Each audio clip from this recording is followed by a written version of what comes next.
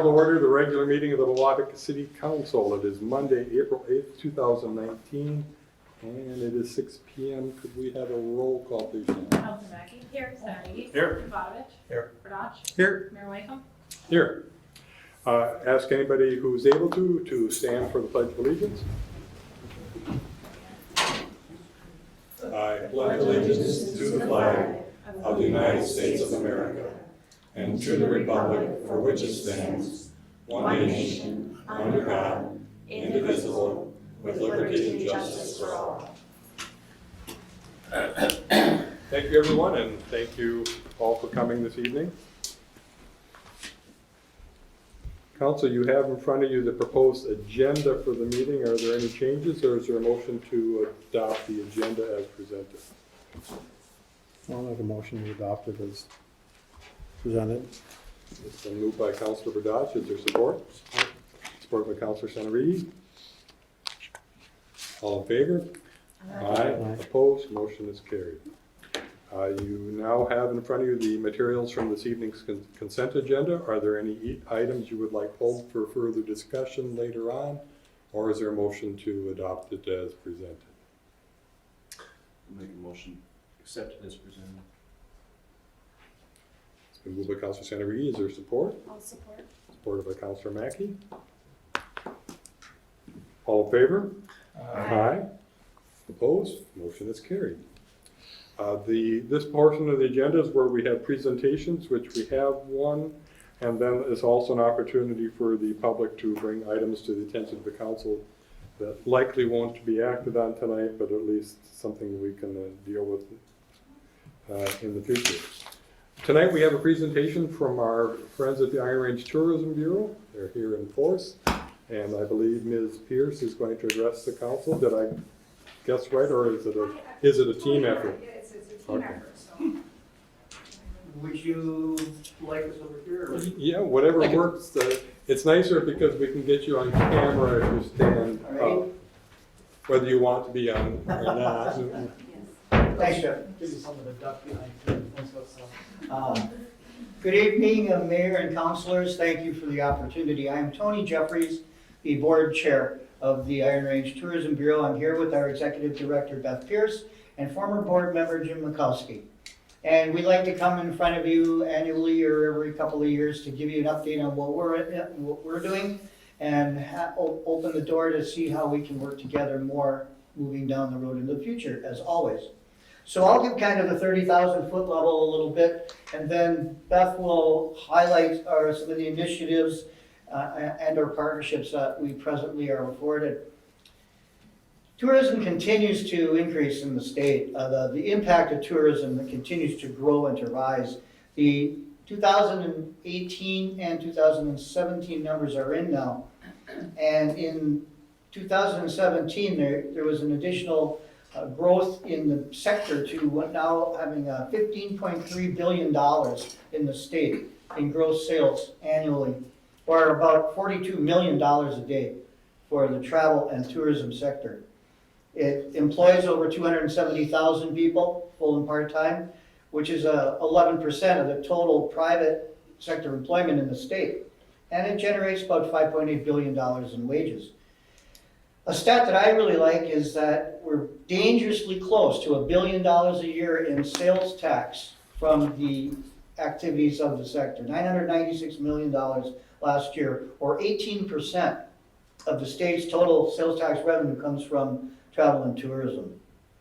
The spring is the season that's slowest in terms of traffic, and the rest of the three seasons are, the summer leads the way, with the spring and fall and winter being about even.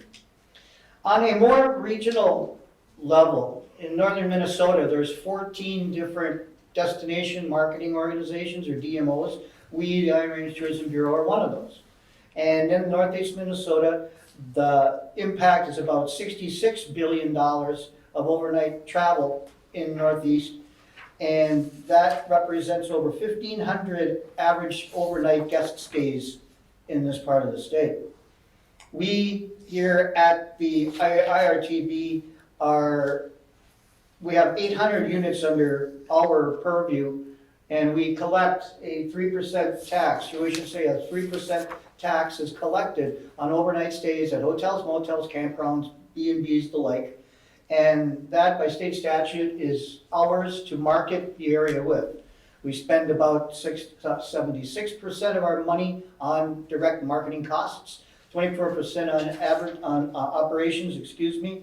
And of that marketing initiative, over 70% of that's now digital, with about 25% on the outdoor, and we still maintain a little print presence at 6%. We have changed though, however, in the last couple of years, and I think in a great way, trying to expand the definition of tourism and expand the relevance and influence of our organization. To that end, with St. Louis County being out of 87 counties in Minnesota, we're 6th in terms of total impact, financial impact, with excess of $558 million spent in the county. So we have rebranded ourselves to a degree where we are as interested as ever in the traditional core missions of our program, but we're looking further too. We're into workforce development, we're into talent attraction. We'd love to encourage, business retention and expansion. I personally would like to see the definition of tourism broadened to mean people who live here, guests, business travelers, not just the vacationing family, but anybody that comes to the area and they can come out of the area with a positive experience.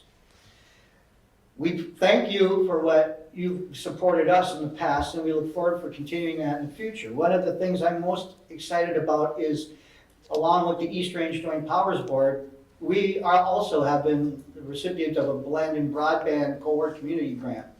And with the pieces that are in place now, Hibbing Chisholm is a cohort community from last year. Tower has also received last year they were a cohort community. The Laurentian Chamber, which focuses on Evelyn, Virginia, Mount Iron, and Gilbert, are a cohort this year, along with the East Range Joint Powers Board and the IRTB.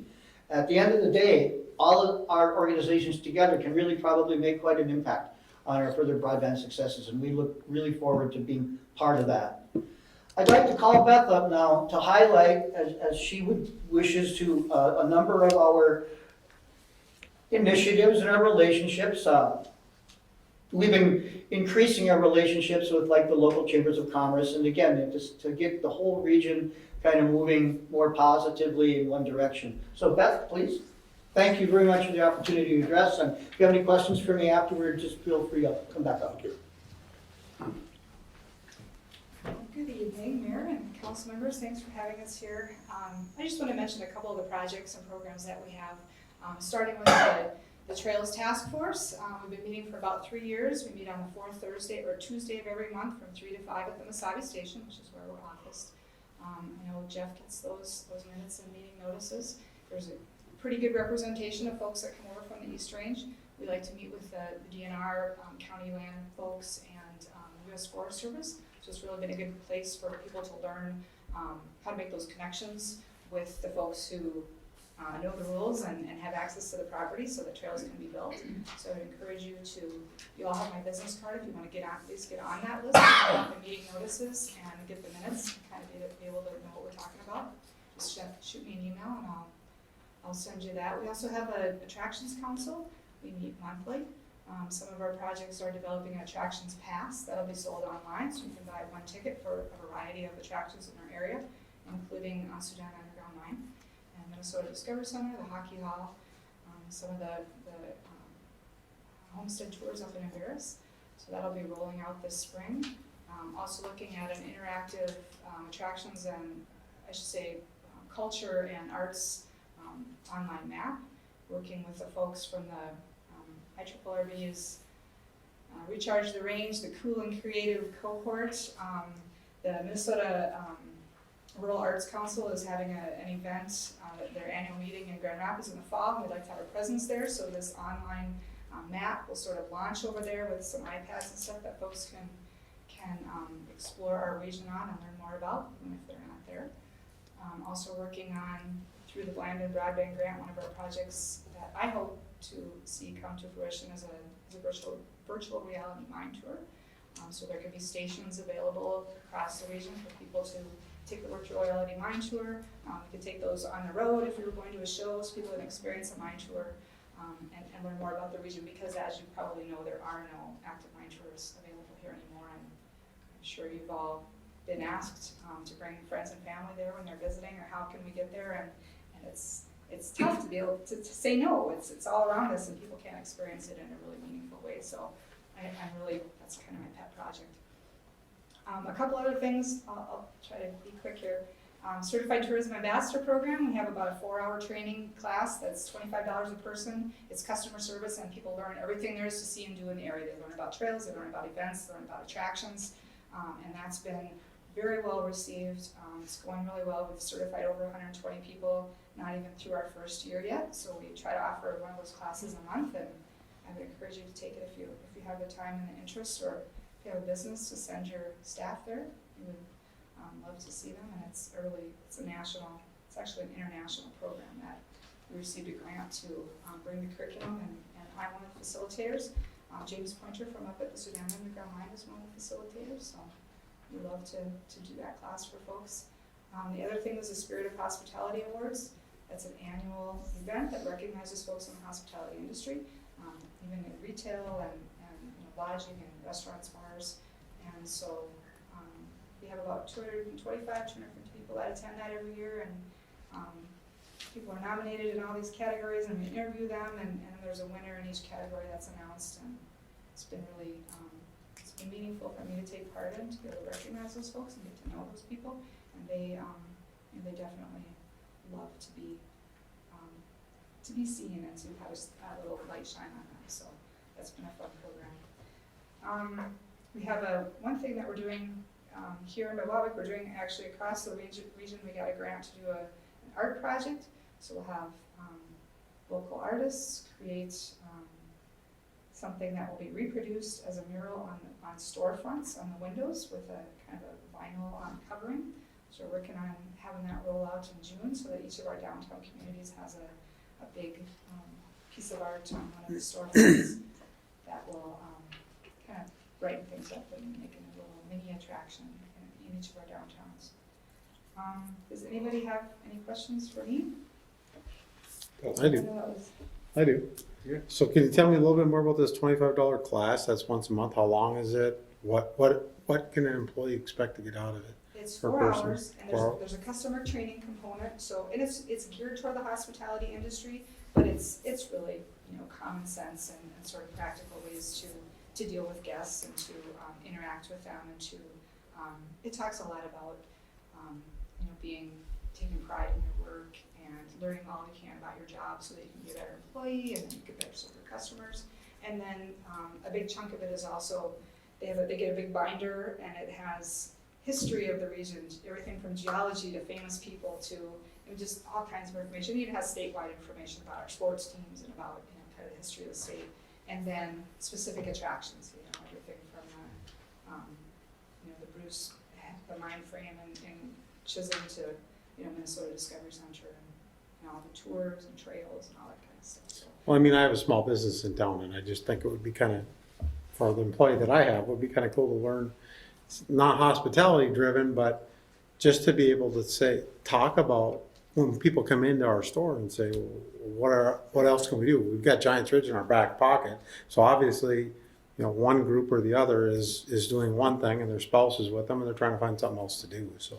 Yeah, no, we love to have. In fact, you probably all know that the Bell Engineering Program is going to have some kids up at, I think, the Lodge, or Bill is anyway this summer, and all of the staff who are working with that program are going through the CTA class, so they can.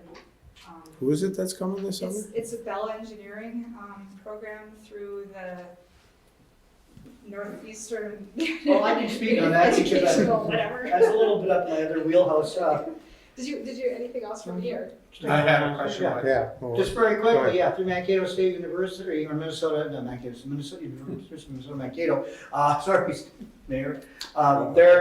There's a new type of engineering curriculum where folks will come up and spend 6 or 7 weeks, then they will return to wherever they're coming from to intern for about a year come back up, get refreshed, and do that again. So it's actually more of a working internship for future engineers. And it's gonna kick off, I think about 50 people will be up here for several weeks on Wine and Salem Lakes in the summer. Is it mostly environmental engineering, or what is it?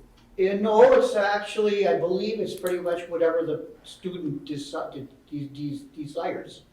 It's all disciplines.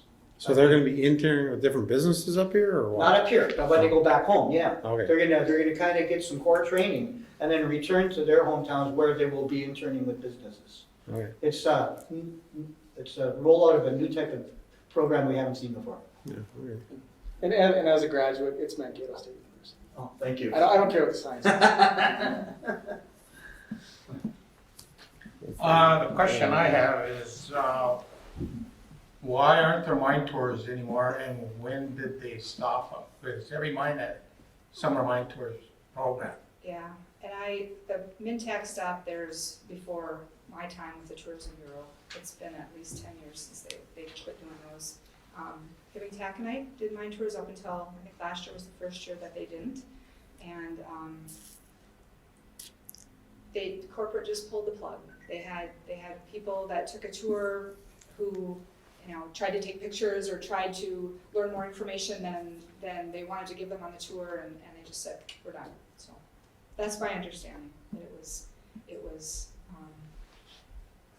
due to a specific group that came up Okay, and sort of didn't play by the rules, I guess. that's too bad. Yeah, it really is. And we had in the Mine View, we lost Mine View of the Sky and the Hull West Mine View, which is reopening soon and is amazing. I encourage you all to go look at it. But that would be a great job. But that was closed, and then we had no mine tours. So it was lots of people calling and saying why and when and whatever. So, I have one quick thing. I don't know, are you guys aware that MnDOT is redoing the downtown of Biwabik next year? yes. Tearing it up from building from, okay. If you get a chance, take a look at the short little video that's on the City of Biwabik website. Kind of see what the rendition is. You're rolling out your tourism stuff. It'd be nice to try to see some type of grand reopening of downtown Biwabik when that time comes, as you're doing these murals in there, so. Yeah, Okay. absolutely. It's a great idea. Thanks, Steve. Questions? Yes. All right. Any- All right, thank you. Anything from the audience? We're gonna lose her in a minute. Thank you. Thank you, Tony. and Beth, and Thank you, Jim, Drew. Thanks.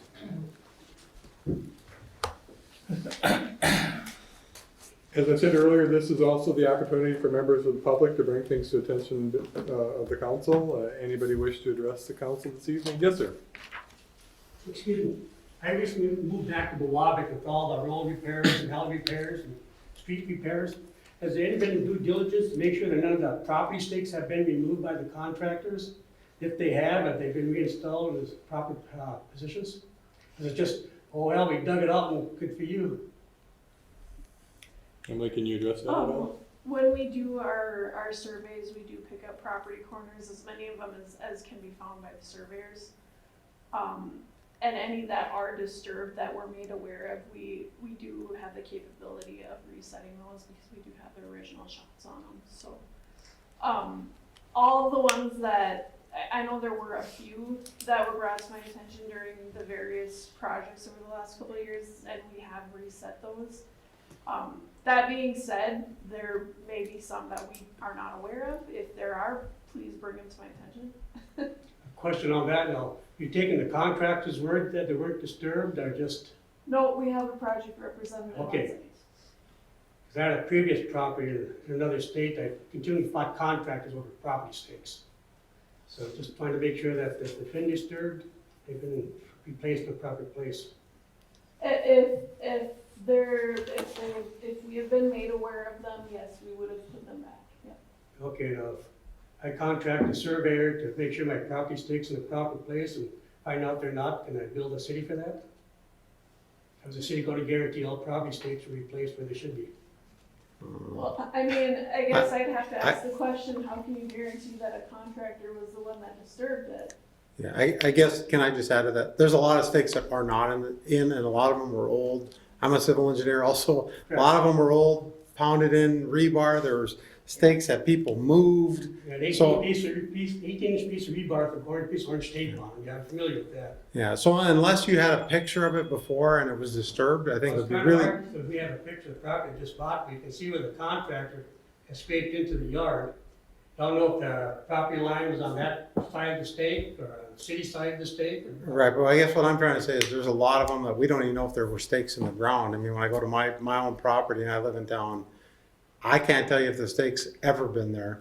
And I've lived in numerous houses in town, so, It's just a question I need to Yeah. pose. So. yeah. I mean, I would say from me as a council person, no, you can't just bill the city for it. You'd have to have proof that it was disturbed by the contractor. So you either have to have a photograph or something beforehand. Like I said, it's kind of hard in my case to do that.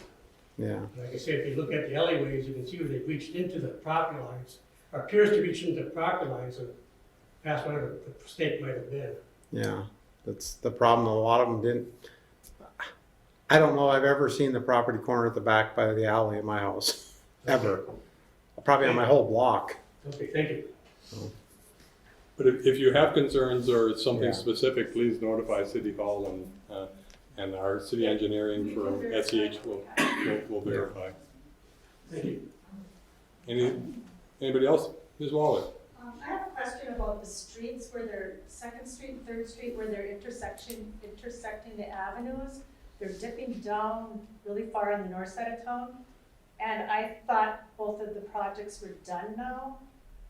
I mean, it goes down like 6 to 12 inches on the intersections. So I guess that's kind of an Emily question. I'd have to look at the area specifically. Okay, so it's almost every intersection where they intersect the avenues, Second and Third Street North. Okay. I can look specifically, it may be something that is still covered under warranty. Can I just ask, Patty, are you talking about like the streets where the streets come down and the avenue's running this way? I mean, Yep, and it goes. it doesn't mean that the street is sunk or the avenue's sunk. It may just be, was that how it was designed? It They it come could down be to the without avenue. being out there and seeing what I'm looking at. The street is lower than the avenue. The street's lower than the avenue. You know, the way I envision most intersections, it's crested in the middle, rolling each direction, but I don't know if that's the case. And there are some, you hit them, you can tell. But Emily said she would take a look. Yeah. Thank you. We have a punch list that we're going to start going through this spring when everything's done for phase 2 on up. So there's already some stuff on our list that we're gonna be working on, so. And we do a walk around of the whole town at that time. You want to define spring? Not When it quits not later raining, this it week. gets dry. Maybe. Yeah, there's gonna be snow coming yet this week. Mr. Plesha? Yeah, I see that Lutz Road, there are some good cracks coming across now. Are we having that seal, ensure that we seal them cracks? If you're taking chipper, if you're going on Lutz Road, you'll see some all the way across before the water starts getting underground, undermining. That, okay, Lutz Road was Lutz phase, Road, That would have been phase 1. phase 1. We'll have to look at it. Yeah. Unfortunately where we live, the streets do end up cracking Yeah. eventually, I know it's not a very old street, but, it's just kind of the nature of where we live, unfortunately. However, crack sealing may be a viable solution depending on how big the crack is and It's pretty new, it probably would be a good solution there. Yep. Thank you, John. Somebody will take a look. Yeah. Ms. Holmstrom? Is there an ordinance regarding firewood or full-length logs being stored in front yards? It seems like a danger to me. It's a good question. The answer is no, not really. I am aware of the issue they're talking about and the cops have made contact with the owner. But But no, we can't enforce the no logs in your front yard. Well, it seems so dangerous. I can't enforce it's dangerous. If it's in the right of way though, in the city right of way, we should be able to enforce removal in the right of way, correct? That's what we're looking into, but I can't see anything specifically that says that. Well, he's on city, those are on city property. Yeah, The logs are on. on the city right of, property. city right of way. They're right behind the Right. curb, they're right behind the curb, so Right, for sure they're on the right of way.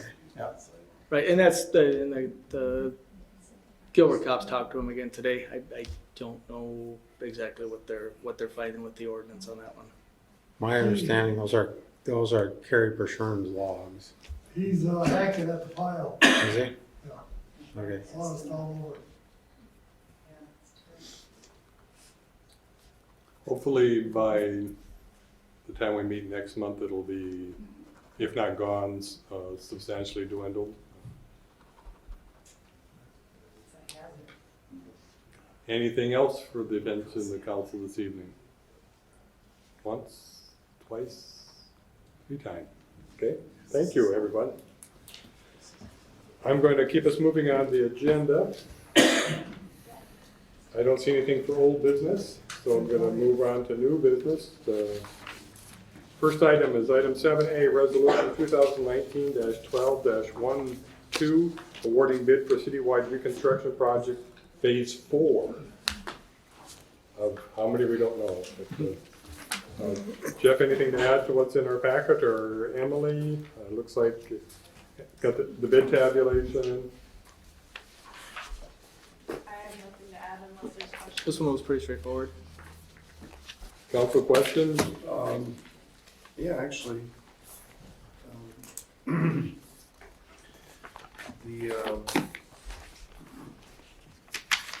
The shaded area means corrected figure. Now, the lowest bid is a corrected figure. It was corrected correctly, right? Yes. Okay. You were just waiting to say, is that what you wanted? Yes, that's what I Oh, was saying. I hauled myself out of my depth there. Yes. Emily, is the small little street behind, you talked about it, the one behind Nyberg's garage, is this part of that contract? You're gonna do something with that? I'm trying to- This is that drainage going up to 6th Avenue. Yeah, it's change ordered into phase Between- 3, I yeah, believe. Yeah, that's the change order one.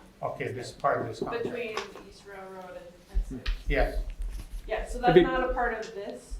That's being Part of change third? ordered in what Okay. for KGM. All right. Yeah. Any other questions?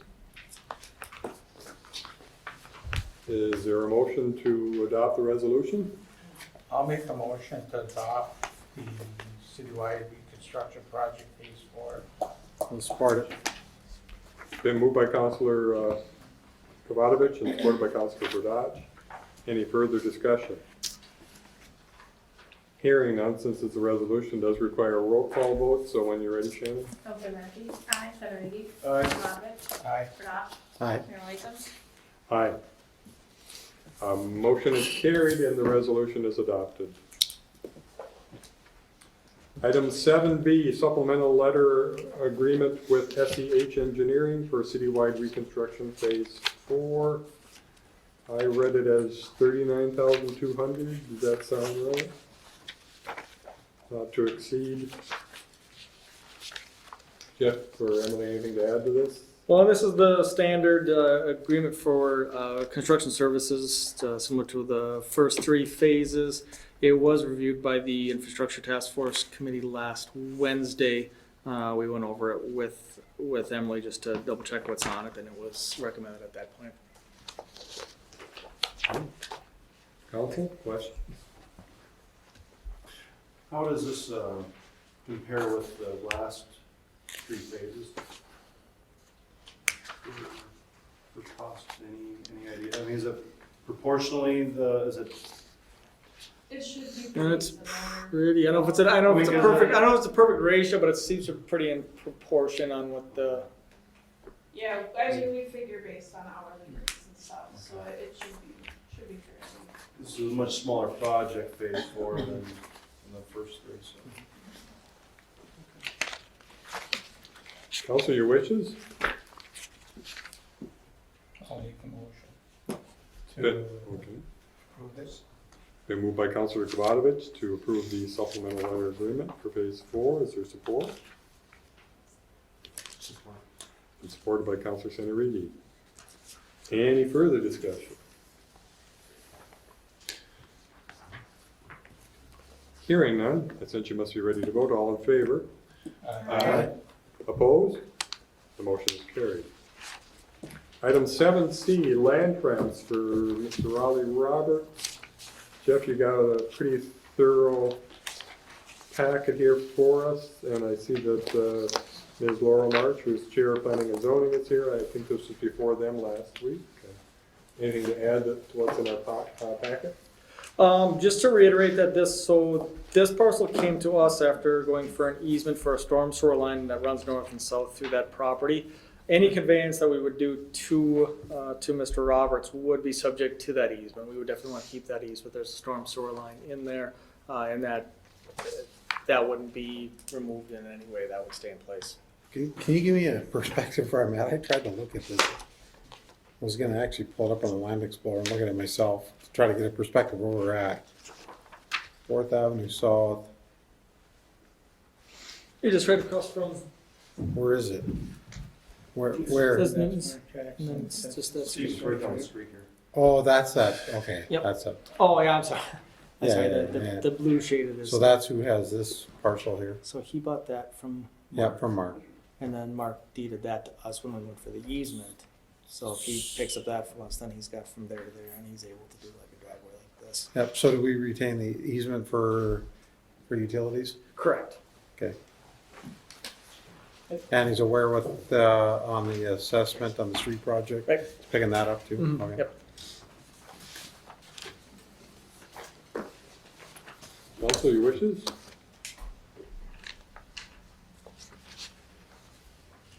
The recommendation from the city administrator is a $1 transfer. I'll move for approval. Thank you. So that it is kind of a bit of a tedious process. All land sales, all real property sales need to be done by ordinance, and ordinance Yeah. takes 2 readings, so those will be available. at the But this meeting. is the show of whether the city's willing to proceed, the council's willing to proceed. Correct. And then so the breakdown of fees on that, there'd be the exchange for $1, any fees for recording, that's gonna be $46 and $36. And then the associated assessment on this piece of property is gonna be in the neighborhood of $2,500 to $2,800. And the special assessment that would be associated with the street reconstruction. There's no survey required on this, because it's already been, No, Platted because on. we just got All the, right. got the land transferred to us, so that's And the property literally. owner is aware of all of this. I believe so, but I don't want to assume too much. We went over the assessments and all that stuff, right? So, Okay. So Councilor Senorigi has made a motion that would indicate our support to direct you to proceed with the ordinance, et cetera. Mhm. Is there support for that I'll motion? Supported by Councilor Kavatovich. There we go. So further discussion, anyone? So this isn't considered an arm's length transaction then? I mean, how is this gonna affect the property values down there by selling you that land for $1? Because tomorrow we've got our Board of Equalization. Does this throw a monkey wrench in? I'm not exactly sure what category that comes in as far as arm's length sales for the assessor's office. I do know it creates a problem when cities go for appraisals on selling property, because a lot of times they'll look at what previous similar sales in other cities, and you'll see time after time it's a sale for $1, a sale for $1, a sale for $1. So it doesn't really give you a true picture of the value of the land.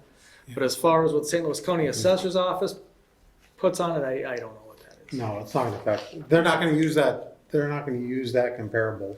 I mean, that's why they call you and say, well, why did you buy this? Or was this family-owned property that you inherited?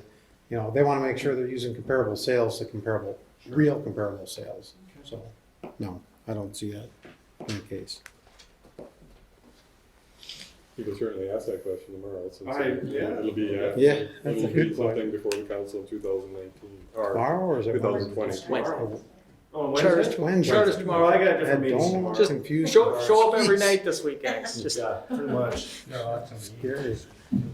Okay, we do have a motion on the floor that would direct the city administrator to proceed with, and I imagine the city attorney to proceed with preparing the ordinance so that we could act in May, do the readings in May and in June council meetings. Can I ask one other thing? The intent of the property is to put a house on there?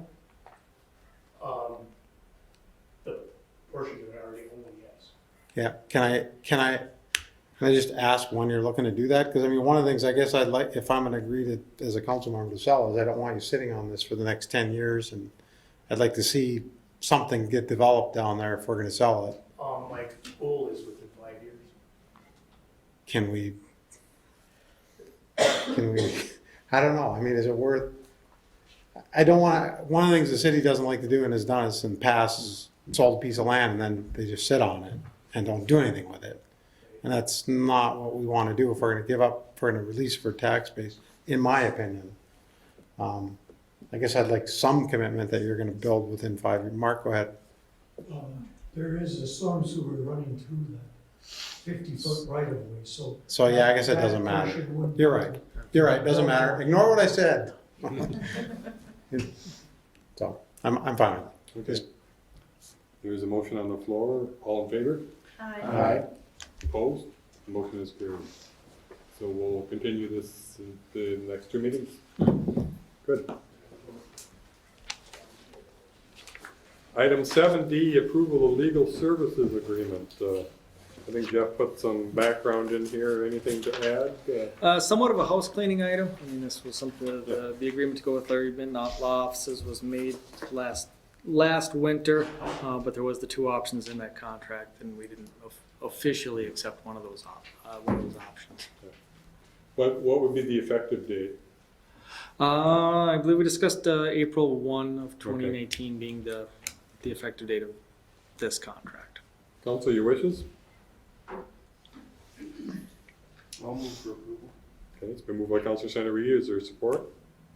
I'll support. Supported by Councilor Kavatovich. Discussion? Sufficient funds in the budget to cover this? Correct. For last year's budget? We will need to make some adjustments on the fly for that.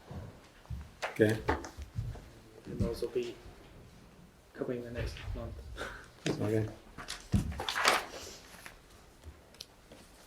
Further discussion? I think that I need to remember to communicate with Mr. Benton, and his reports are sorely missed from the consent agenda. That's true. We can follow up with that. Okay, there is a motion on the floor. All in favor? Aye. Opposed? Motion is carried. Item 7E, approval of agreement to purchase services from Masadi East School Youth Activities Coordinator position. Jeff, we've got a fair amount of material in here. Anything you want to elaborate on? A few things here. One, you may have seen a position announcement advertised in local papers. That is for this position. The group agreed to go ahead and post for a position under the understanding that there is the ability to reject any and all applicants in the case that this position doesn't go forward. The services agreement, the posting, and the job description have all been reviewed a few times in the smaller committee that we have. I understand there have been some questions from some of the other communities. Latest I've heard is that the school and the city of White Lakes have agreed to it. I don't know if people have had a chance to really go through this in detail. It does lay out the basics. It really comes down to we'll be purchasing from the school. We would be, under this contract, purchasing from the school the services of a youth activities coordinator, which would be split in halftime between those duties and what would function as an assistant athletic director for the school district. The cost for that is, there's a $10,000 cost for those services, which was derived, working backwards from our current contract with our individual rec directors that we currently have. The idea being that we would not go over and above. It'd be at most a one-for-one replacement. There's also additional financial considerations in there for those communities that employ lifeguards. Of the other communities, the White Township and Hoy Lakes have employed lifeguards in the past. The city of Aurora has not. So there's some special provisions in there. Again, the numbers for that working backwards from what we've paid in the past to a replacement here. So the intent of this is to shift the current duties that we have, which we all have very similar recreation director duties under the umbrella of one individual who would also be shared with the school district. We came to this option after discussing a few things, creating a joint powers board that would employ an individual, one of the communities employing the person, and then the other community sharing that person. And we did decide on, for a couple of reasons, for the school district to actually be the employer of that individual, and then what amounts to a service purchase contract for the communities to get those services from the school. It does lay out an advisory committee, which the participating communities would need to appoint somebody to that committee. Just in those internal discussion, we've talked about that being most likely the clerks or the administrators of the communities, could be an elected official, could be a non-affiliated person from the community that would serve on that role. Just a couple of options there. And as I said, the posting is out there. I haven't heard anything if there's been any interest, any letters of interest, any resumes, applications received at this point, but it has been advertised. So you're saying the fact that it's been advertised doesn't in and of itself obligate any of the communities to participate? It's just Correct. a way of keeping the process moving forward. Correct. Can you elaborate on the beach? Because I read in here, and I wish I would have highlighted it or started at 10, but I had read where are they going to do the advertising for the beach, and then who oversees that? I don't remember where I read it in here. Like I just can't find it. The short answer. Eventually, the person that gets hired would do the advertising for the lifeguards and hire the lifeguards, Would they oversee them too? and they would oversee them. I They would didn't. make a schedule. I didn't see that in here, and that's what. Yeah, but that's been discussed quite a few times. Okay. I don't know why it wasn't in there, but it should be. Yeah, I saw something about the beach thing. That was agreed on. On the beach. That was under Where was it? 5F, This year, we're gonna, page 5, about halfway down. Yeah. Okay. this year, me and Jody from the town of White are gonna get together and we're gonna hire the lifeguards, and I'll show her how I do the scheduling. And I usually do the scheduling for the whole 8 weeks. Ask the kids what days they need off, so then when I do the scheduling, then I don't have them working on the days, like if they have a vacation or something. That way, you're always covered at the beaches. But We when go are all you 3 beaches. when are you done, Ed? As soon as they find somebody. Well, I'll isn't I'll it? probably stick on until that person knows what they're doing, me and Chris, I think. You know, I mean, right now I do Hoyt Lakes and Biwabik, and I mean, that's one person already, and me and Chris do everything together anyway, so it's like, you got 2 guys doing, where one person could be doing that job now. What confused me about this is it says on E2, school district shall be responsible for hiring and paying lifeguards. School district Yeah. will invoice for the cost of lifeguards, which I understand that. And then they're gonna, and I think it says in there that then they will bill the city, each city that has. For the cost of the lifeguards, Right. and then it says will be responsible for maintaining the fields, facilities, and beaches, and these properties will not be the responsibility of the youth activities coordinator or the school district. So the city's gonna maintain the beach and the ball fields or whatever gets done. But it doesn't say anything about managing the lifeguards. It's gonna pay them and it's gonna hire and pay them. Well, it should be in there, Doesn't say yeah. supervise them.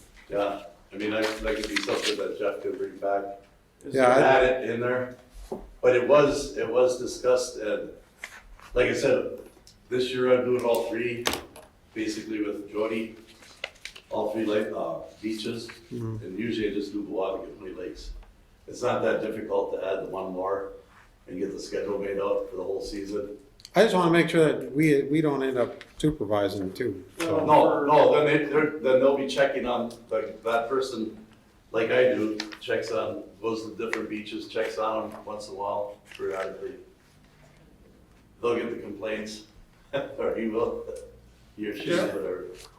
Jeff, has there been any, when they talk about the hiring and the paying the lifeguards, and they're gonna bill that to us, are they gonna tack on Service charge. thank you, premium?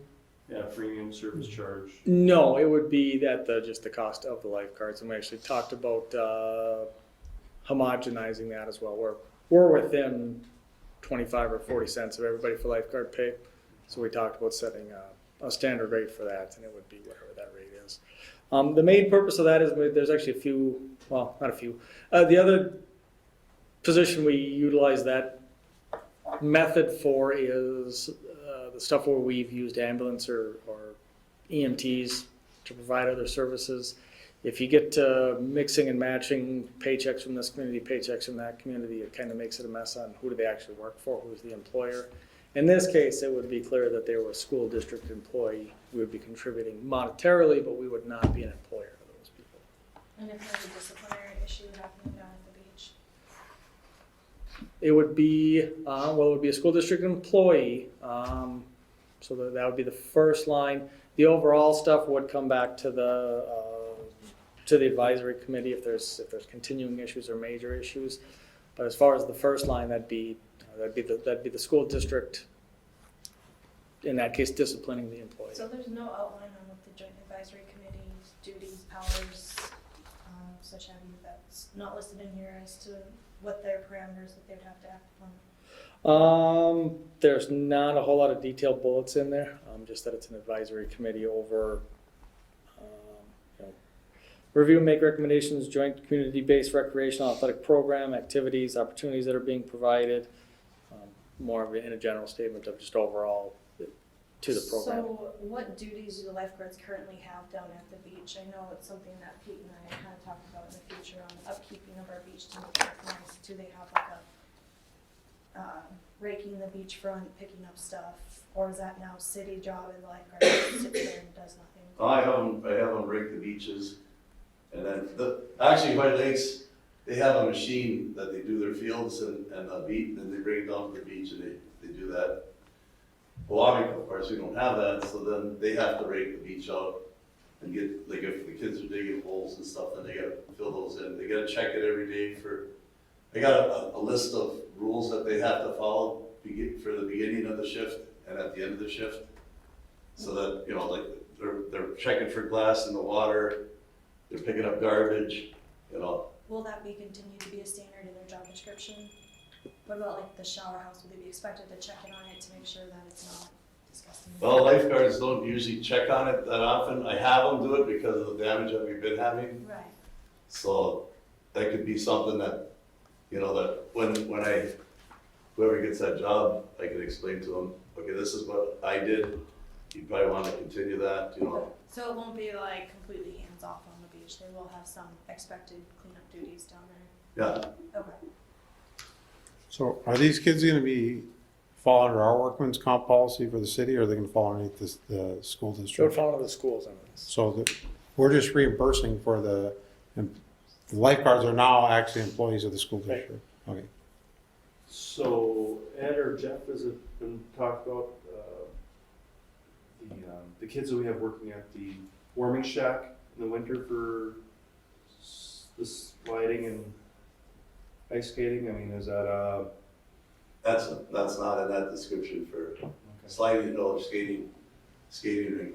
because, I didn't see any mention about the concessions either. No, Sorry. that'd be something, if the city wants to continue, like, at least down at the ball field, you know, or maybe that guy would wanna take the concession stand over and just make more money to put into the program. That's where the money goes, back into the Little League program and that, so. I have to realize, and I'm sure we all do, that this is gonna be the first year, so there's gonna be a lot of give and take here. Yep. I guess what I would like to see is what we pay now you per year and what we're gonna give them 10,000 a year. What do we pay you now to do that same job? A little bit more than that. So Okay, you'll be saving. Are we saving money? Are we gonna be saving money, Jeff? Yeah, so the current stipend for Ed is 11,000 for the recreation director position. This would be 10. There would also be some minor reductions then from not paying into para or some of the other associated costs. There's not a health insurance plan that we're saving on that on in this position, but there would be a net savings. what do we pay our lifeguards a year? A season? Head lifeguards is 1080, and regular lifeguard was 965, I think. So what was that for the season roughly? It came to right around 7,000, and that's where we came with these numbers in the contract was based on what we have now. And that's already budgeted, So- right? Right. That's 18,000 a year we're paying now. They did not, there's nothing in here saying, in there, the contract that says what we're going to have to pay them. They don't know yet probably for the lifeguards. There's nothing in here. They have a $10,000 stipend that they're gonna. Yeah, but it'll be whatever, however many days the They're gonna lifeguards invoice work us. at the beach. They're gonna invoice whatever the cost is. We could set a budget. If each beach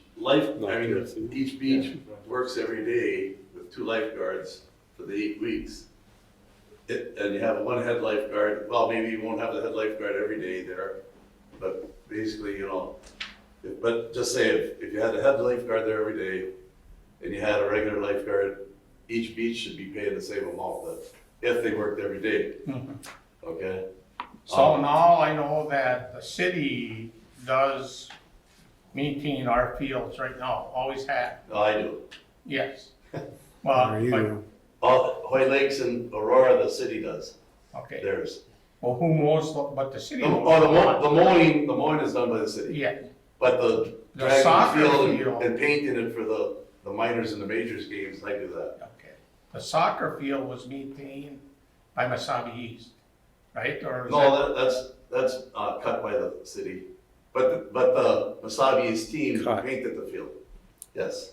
Okay, And that's and actually it's, I mean, Misabi East, yes, but the soccer program is actually larger than Okay, that. so So it's that's- that group, and they do the painting, and they do some of the, what's the, irrigation, I guess. Yeah, the if water. it gets real dry, they'll bring out that big machine we have and they'll irrigate themselves, you know, with the thing, it runs by itself. They put it out there and then slowly comes back and Right. reels in.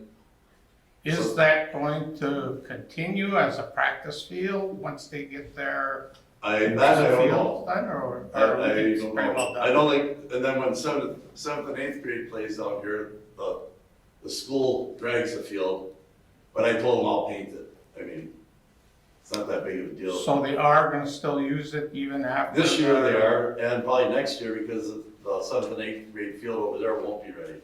So for sure this year and next year.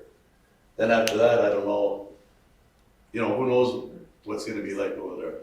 Like, So this job description though reads more just, it's a youth sports coordinator.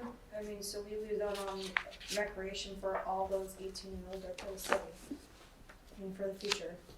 What was that again? For what? We lose out on all recreation for those 18 and older for the future. This just references youth and children. I mean, it's. Yeah, it only it's half of it, it's 50-50. 50 for all the cities, you know, so the kindergarten through 6th grade. And then it'd be 7th and 8th grade, the way I took it at the meetings, that you'll be helping scheduling that those games. I guess my concern though is the fact that we lose out on all adult recreation opportunities for the city of Biwabik in the future. That what? We lose out on all adult recreation opportunities for the city of Biwabik in the future. Adult? Adult recreation. Well, I don't know, if somebody comes up and asks if they could use the ball field, Right, but I'm saying that this job is solely focused on children. well, that's what the rec, yeah, That's what, the rec but that's what he did department too, he was. didn't do adults. Right, so. but I mean, for Yep. where Biwabik goes in the future with different recreation opportunities, we don't have anybody that would be able to fall into that purview of their job description. We would have to do it outside of whatever this contract Yeah. is on Yeah. our own. On our, So can I also ask just, I mean, I don't want this to come across as I'm not supportive of this, because I am. I want to make sure the kids have stuff to do, but it seems per capita, we're paying more than the other cities. And I'm just wondering how you guys came up with that number. I mean, We're it not just seemed, paying more than White Lakes and Town of White. Actually, Town of White is paying a lot more because they didn't have a rec director for all those years. So me and Chris were bringing in the kids to our programs, so they didn't have to have a rec director, you know? So, I just want to make sure it's fair to us. I mean, we're 500 or 1,000 population, and what's Aurora? Twice us? 1,800. Yeah. And we're all paying the same amount. It just seems like they have more kids than we have. Just food for thought Yeah, as we go the down. programs right now are, we sit down and we split the teams up evenly. So we got Aurora kids over here for playing ball. All the basketball's over there, and it'll be used, that, the gym out in Loon Lake will be used now more, because they want their facilities used also. So, but, right now, we split, we gotta make sure the teams are all even. You can't have one team that's a No, I don't, super team. yeah, no, I don't mean that. I just mean Oh. cost per, let's say we have 50 youth that utilize the sport and they have 100. It seems like we're subsidizing the other town because we don't have as many Well, the only kids. reason is because they don't have a beach. Yeah. We could, like Jeff talked, when we lived in Illinois, they had tags, so you had to be a member of that beach. And you sold them on your swimsuit. When I was a kid, if you didn't have one, you couldn't swim in that swimsuit, or that beach. That was in Illinois. So I mean, if you wanna do something like that, I mean, No, that's not what I'm getting at. I'm just saying it's, I guess along per- those lines, is the per- city council gonna receive a monthly report on the recreation activities and financial report on what's going on with the school? what do you mean, at the school? Would we be receiving like a monthly Oh. report? I don't know, did they ever talk about that, Jeff? Yeah, there's some stuff in the, I mean, that's why they have that advisory committee, they're gonna meet once a month with them. Yeah, but there's no really labeling out what the advisory committee fully does, other than they'll be meeting. So, I guess I'd like to see some definition on that. I would like to see if we appoint our city administrator, that he We- brings a report back to us every month as to what was discussed, well, and there was, an update. and I don't want to pitch it as we always just threaten to quit if we don't like what's going on like that. No. But in a lot of the conversations we've had, in an effort to not make the contract 30 pages long, it's been repeated time and time again that there's an out clause. There is no, hey, you signed on the dotted line and you're stuck even though you don't like the product. There's the out clause to get out of there. That's kind of what it circled back to every time we get into the details, because it does get, It does say. it covers a lot of details there. There is It's some. 3 years. and 14. It does say responsible for all reports involving activities to the various leagues and governing bodies. That might include us. Yeah, so we could ask for it. And there is, just to get it out there, there is a large element of this contract, of this agreement, of this program that is based on the 4 communities and the school agreeing that we're gonna work together on this, we're gonna make it work, we're gonna be reasonable and responsible, and we're gonna take care of it, versus needing to be able to point to the letter, this is exactly what's gonna be done by this date every month. I mean, I just put it out there that there is a faith element in here of the other communities wanting to work together, and us included. It's almost like an election. If you don't like what they're doing after 3 years, we don't have to redo this. You know. And then another element, just to because it's come up at the committee meetings, we've well, actually, as Ed said, White Township in the past hasn't had a rec director. Yeah. We've had Ed Holmstrom as a rec director for several years. Aurora has Chris Shuck. Ed began doing the Hoyt Lakes duties a few years ago when they reorganized. I mean, both communities have known that the rec directors are kind of in a semi-retired position, and eventually they would fully retire. And at that point, it's a very hard position to fill. We've been lucky. We've had good results having somebody, having Ed come in and do that on No, I'm very grateful for that. on largely an as needed, Monday morning, Sunday afternoon, whatever the time may be for a small stipend. And that's hard to replace. This is I know. this is largely an effort to get something steady and Create one job for somebody. something consistent. A full-time job for somebody, and I'm not opposed to that. The one question that Aurora had was, are they gonna work Saturdays?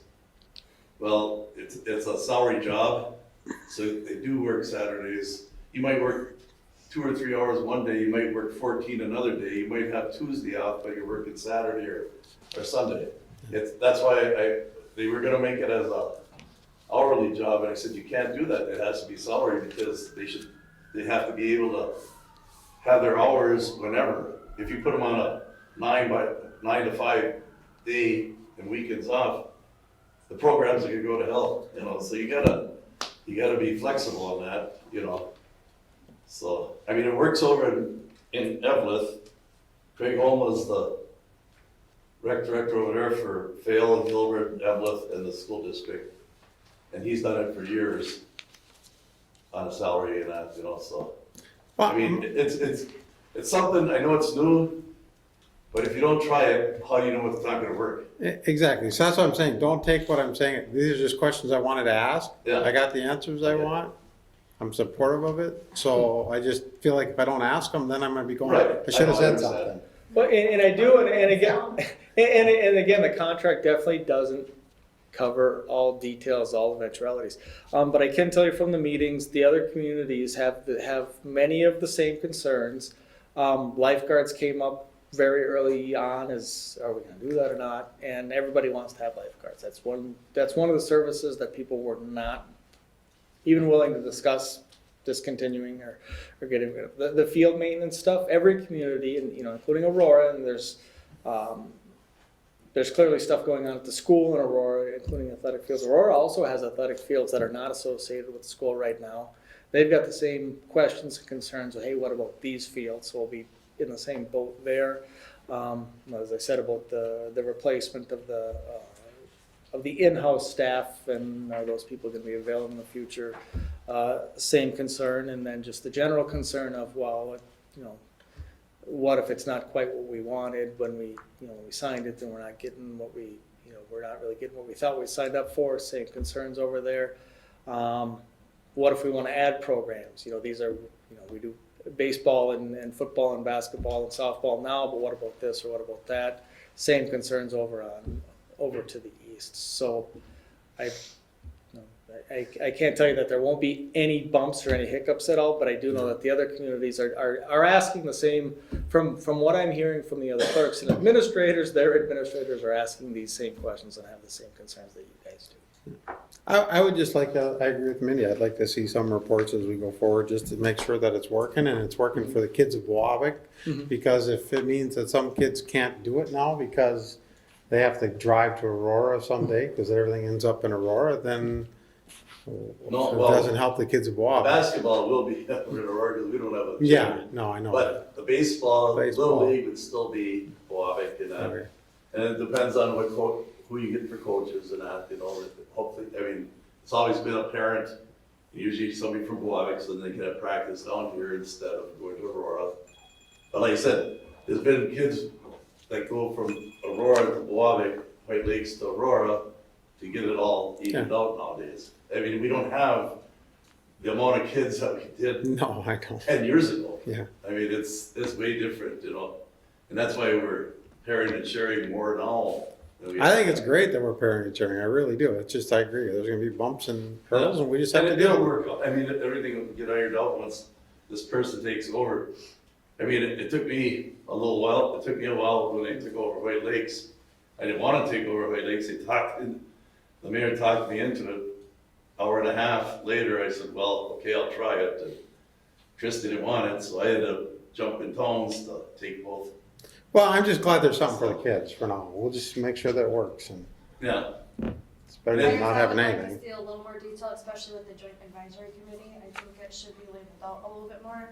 The other question I do have is why are we giving up our equipment? And what's the cost value of our equipment that we currently have now? we're not giving up our equipment, we're gonna put it all in one area because that's where so the one guy doesn't have to go from here and hand out equipment, go to Aurora, hand out equipment, go to White Lakes.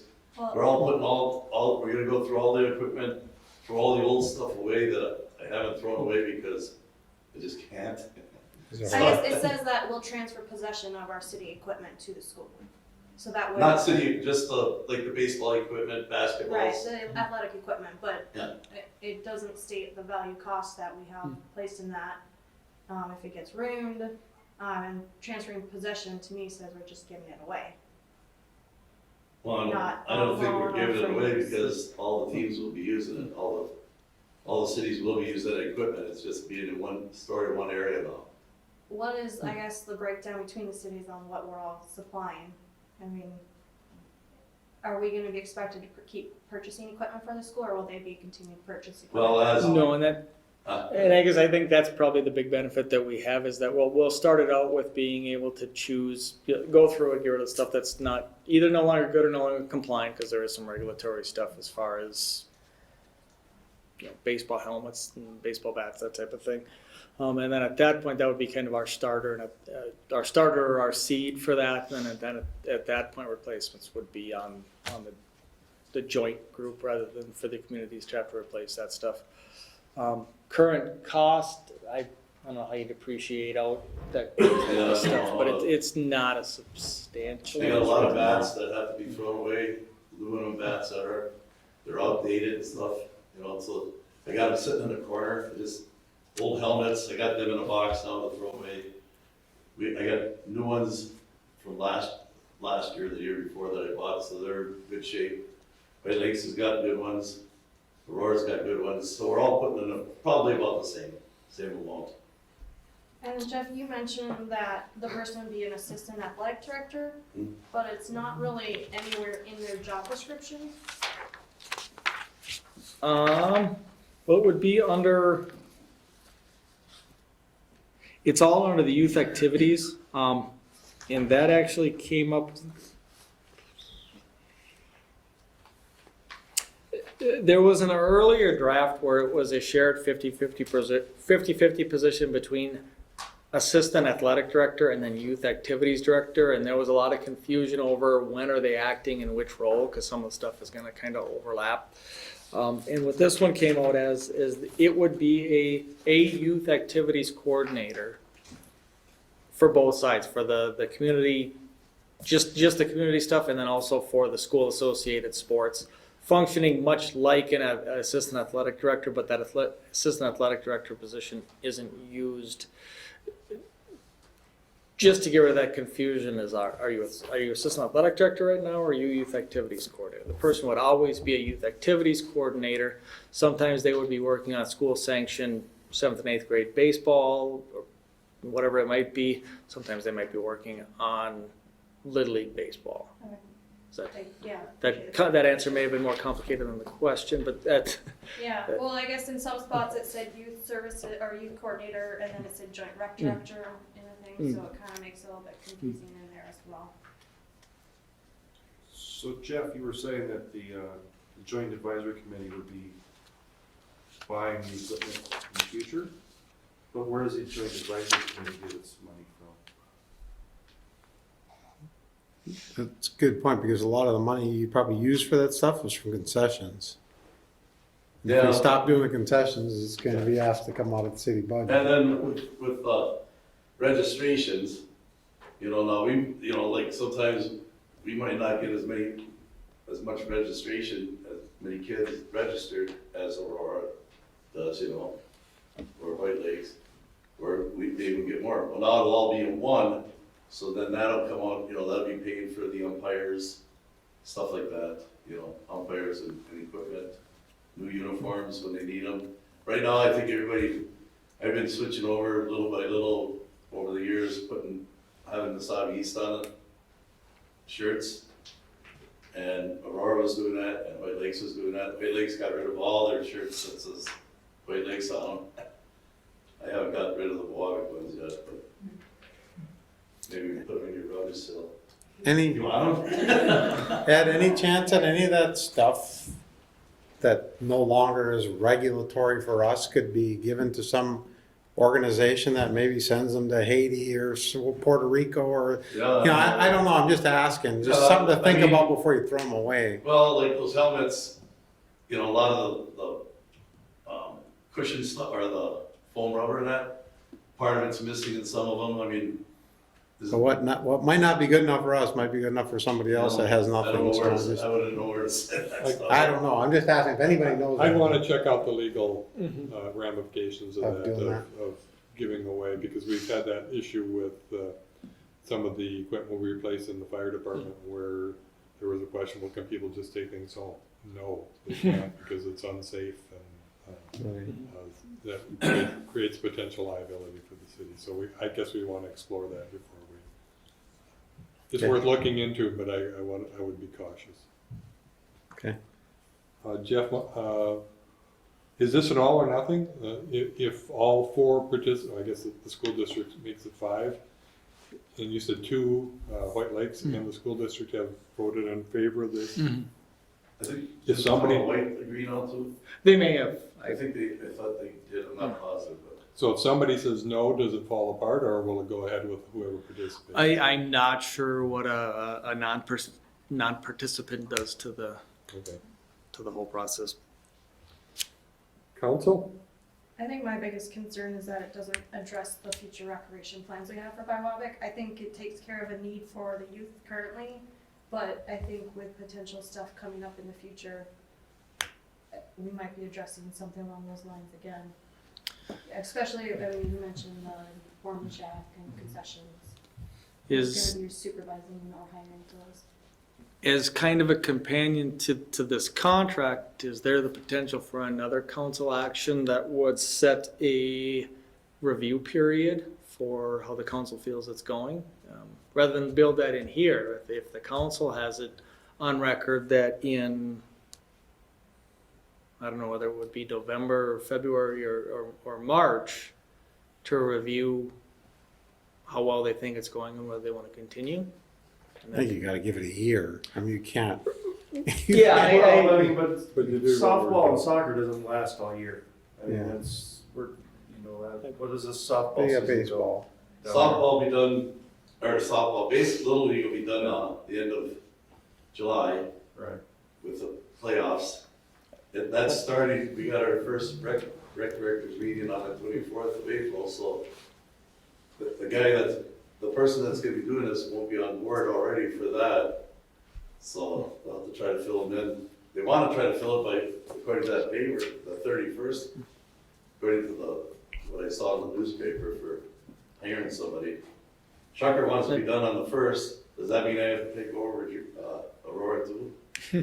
I mean, we gotta figure something out. 40 to 45K isn't that bad for you, Ed?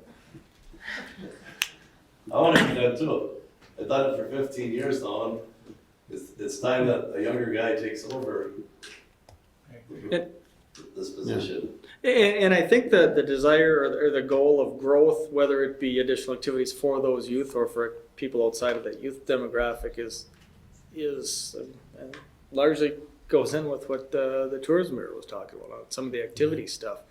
And I don't know exactly how we put that exact wording in this contract, but I do think it's definitely worth, again, establishing a review period, or at least at least the council, stating that we're going to be taking a look at how we think this is going, and then stating those goals going into it, that these are some of the things we want to see.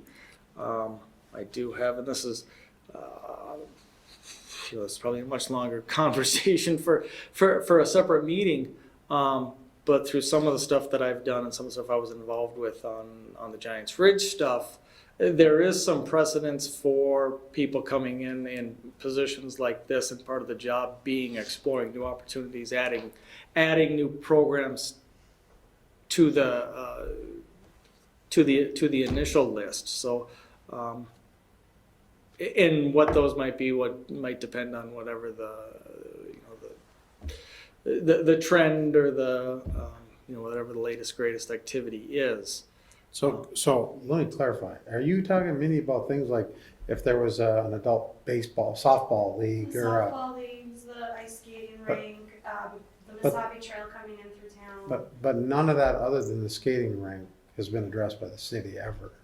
I mean, that's been, Right. so I just want to make I sure. would like to see maybe the city going forward looking at what we're capable of providing recreationally and for tourism purposes. Yeah, and I agree as far as adults And go, not but having anybody out there that could potentially pick up on that, because we won't have anybody under the city's recreation director position at that point anymore. That would be my concern. Cause I I think- don't want everything to fall into Jeff's lap, I guess. That's something that we could take up somewhere down the line though, in the future. But I don't know that it has to be a city employee either, though. I mean, if they want to have an adult softball league, whoever coordinates that can coordinate. We don't even know, to be honest with you, someday if that land is even used for ball fields or soccer fields or some new business on the rail yard or whatever it ends up being.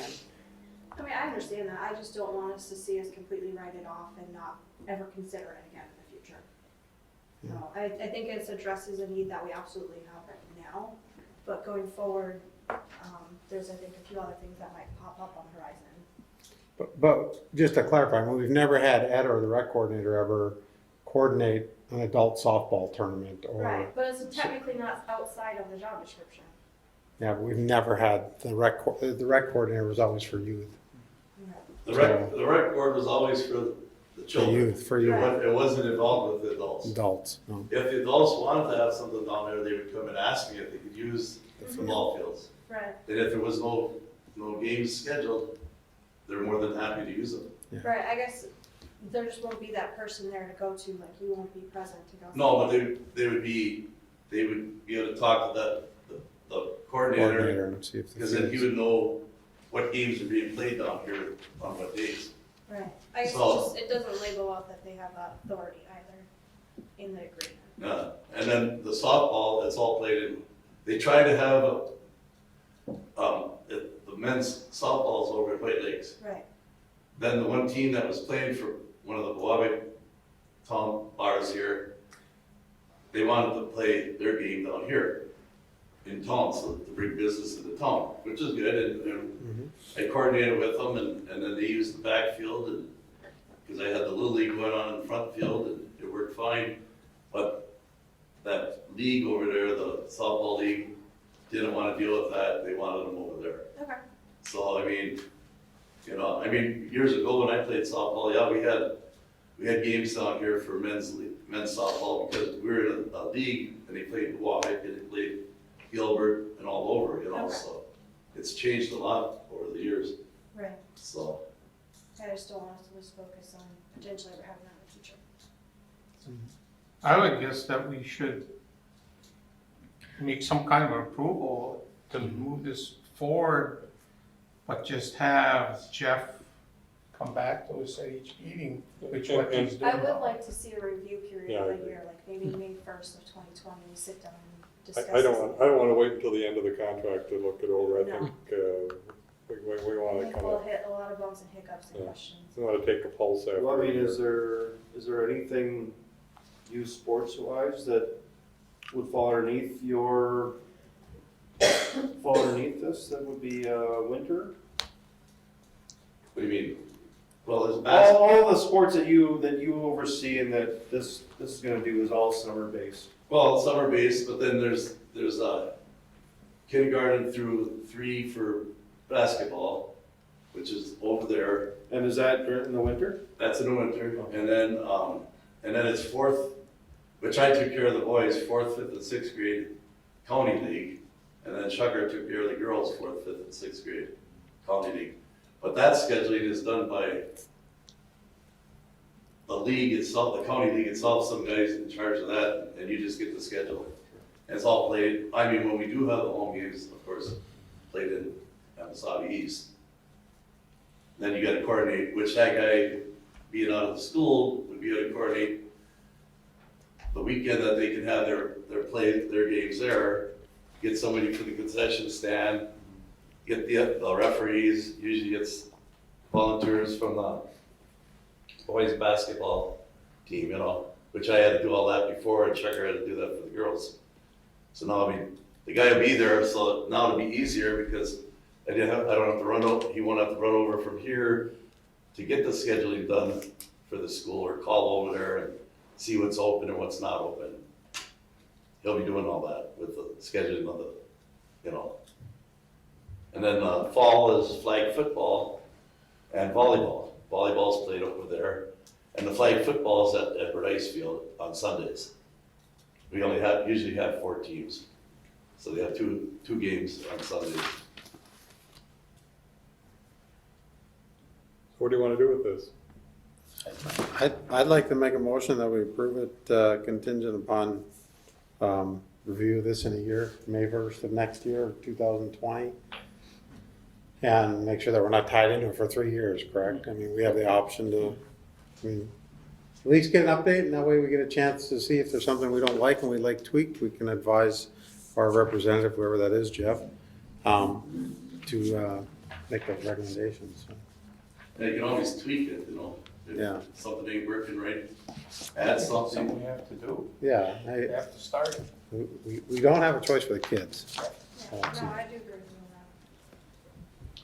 So there's a motion on the floor, is there support? I'll support. Moved by Councilor Burdette, supported by Councilor Mackey to approve the service agreement with Wasabi East with the qualification that there will be a review period. I think May 1st was what you suggested. Yeah. Further discussion? Hearing none. Oh, No. oh. Jim, could I just ask, should we move it like to the end of May after school's out? Or Yeah, before the or- start of the, Yeah, you I tell was me thinking what that that. date should be. I don't know when that review For process. what? well, because what meeting is on the 23rd? 24th is the rec directors meeting. That's Aurora, White Lakes, Evelyn, Gilbert. Well, it'd be Peg, Okay, that's Tower, all the towns that are involved in the baseball league. We're gonna meet here. Baseball league.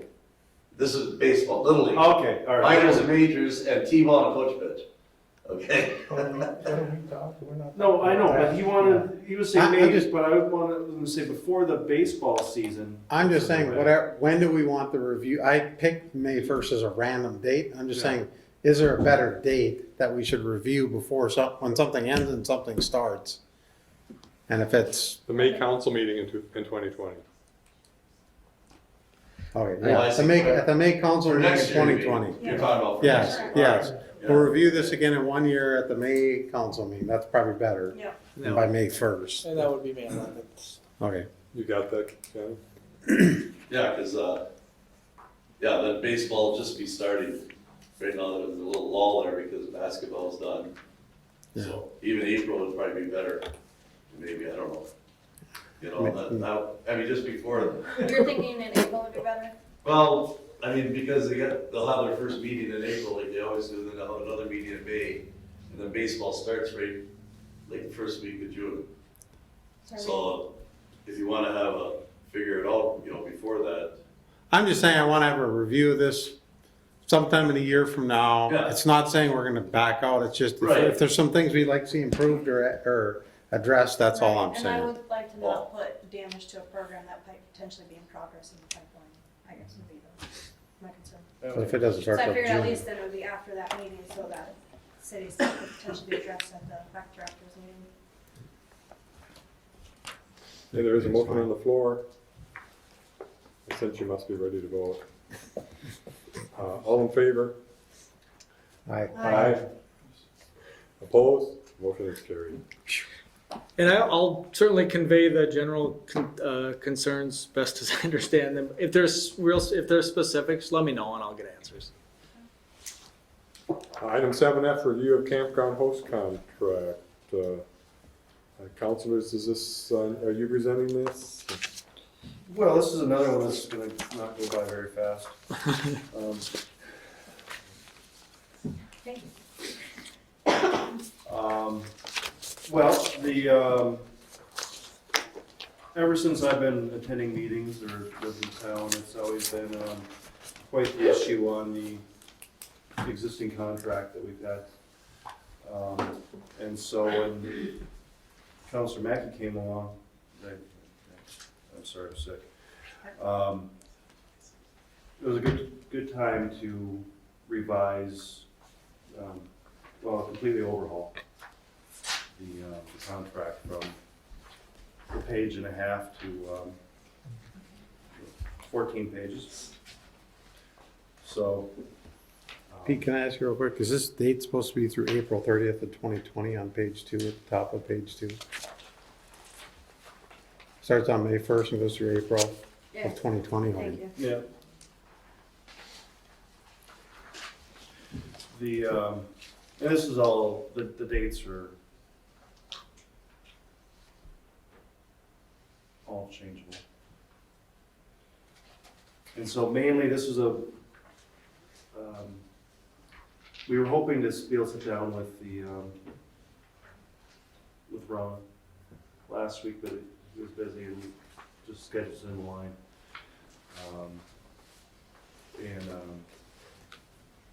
So we're just hoping to get at least the first, any initial boundaries out of the way from the council.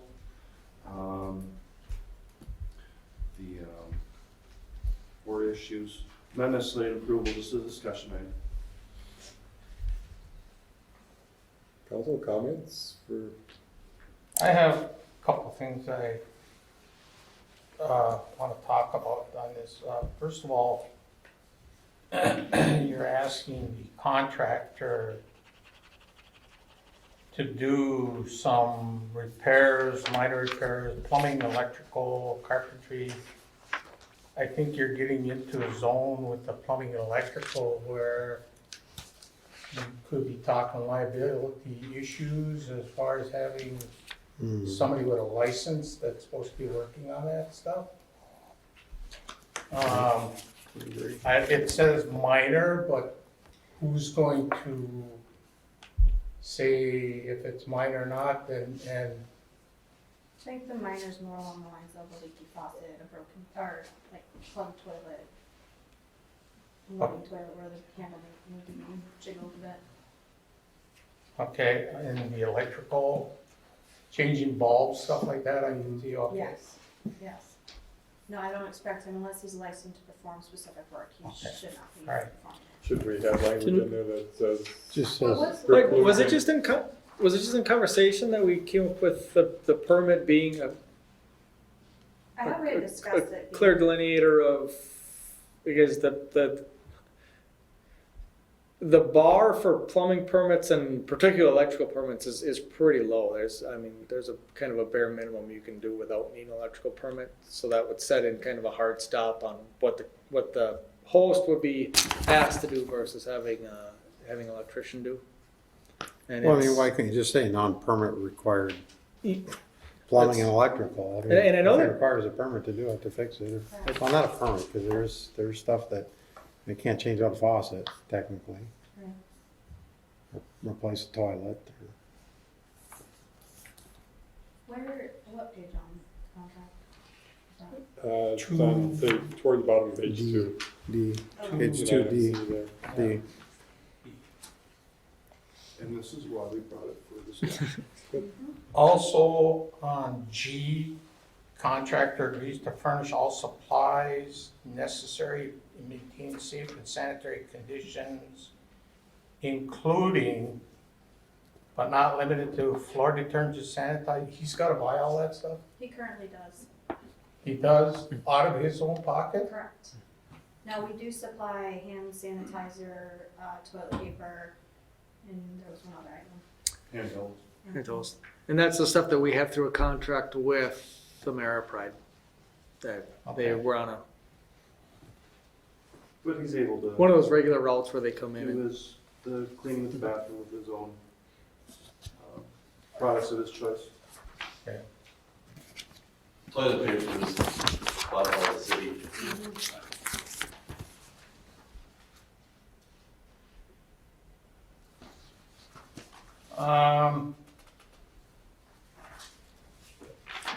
Under, let's see, A on 4, it says contractor shall permit the city, its officials, employees, or agents to access and inspect the premises at any time.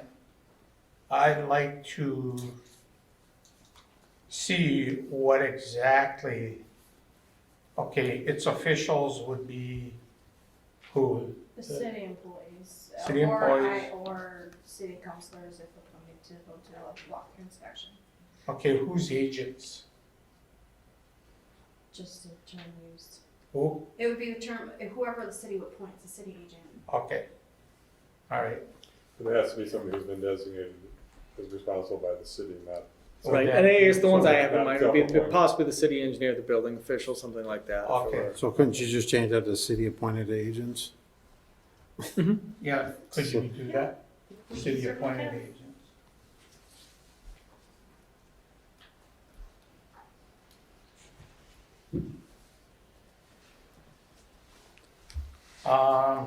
Marketing and advertising. I don't know if he does this already either. All marketing and advertising shall be at a contractor's cost and expense. Is he paid for that now? He has in the past. So he's done some advertising on his own, but for the most part, the campground, the level of business it has all been by return business or people finding it on their own. Okay, would that be like pamphlets and stuff? It could be a pamphlet like the services offered at the campground, it could be a flyer that he might post in the paper regarding it. And on there, it does say that he could work with the city for approval and some stuff, maybe in sharing Yeah. cost. Yeah, it does say city sharing of expenses. I think, Ed, didn't Ron say at one point in time he did like some radio advertising or something? I don't know, I can't remember that. Yeah, On the radio? yeah. I I don't think he know. did like some. I mean, the freest form of advertisement out there nowadays is something like Facebook or Instagram. I mean, people look at Facebook for Right. information, so. There's one advertising that I put into, and I can't remember the name of it offhand, and she calls me every year, and it's like $50, but I can't remember the outfit that they put in a little thing about the campground, and the phone numbers, and when it's, the season and everything like that. You know, like. And that's actually, that's IRTV, that's Beth. Okay. That's Beth from IRTV. I don't know if it's that one or whatever it A is. lot of the stuff that's listed in the marketing, like Explore Minnesota Guide, it's already listed in there, it's just making sure that it stays in there. Okay. Other questions? Yeah. That's all he has. Oh, that's all. The only other thing, I was wondering, on that, it was on the second page. It says the contract will be available on site on a 24-hour per day basis. When you say available, does that mean by phone? I mean, does he have to physically be there? I He needs mean, to have either himself or a representative present on campsite. have you talked to him about that? No, that's part of the negotiation. We are flexible, but there should be somebody there, either a campground host, which he can elect to do that as part of his business, to have someone there present.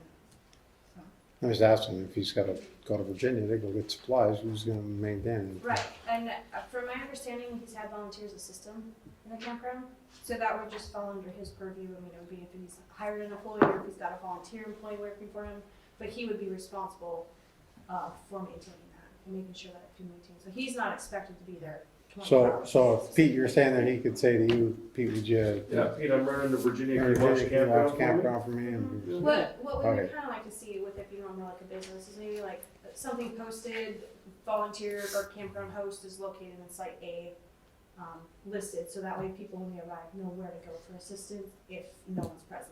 Okay, that was my question. Okay.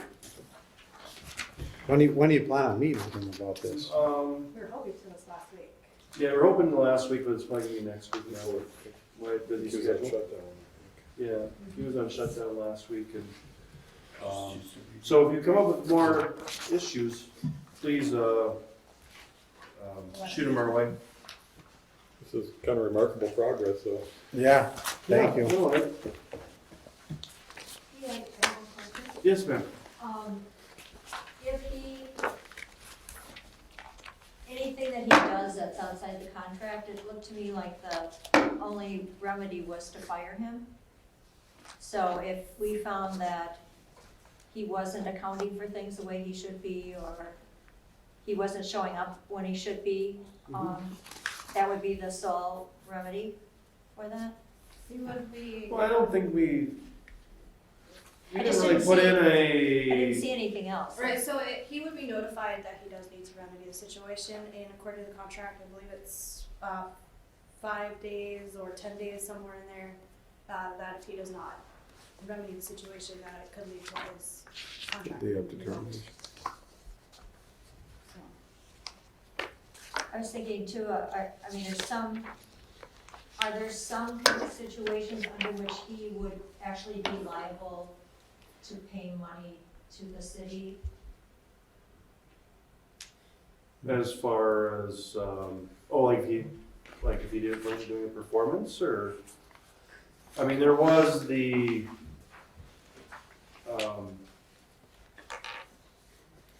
the concession sales of, that we were looking at making a change to.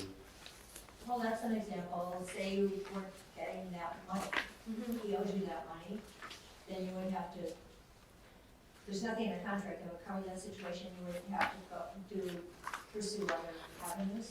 Correct. Okay, I wasn't sure if I missed it. Right, Sometimes but he you- wouldn't be paid out his full contract either. So, and he would, depending on what sales were already purchased, he would be responsible for reimbursing the city for that.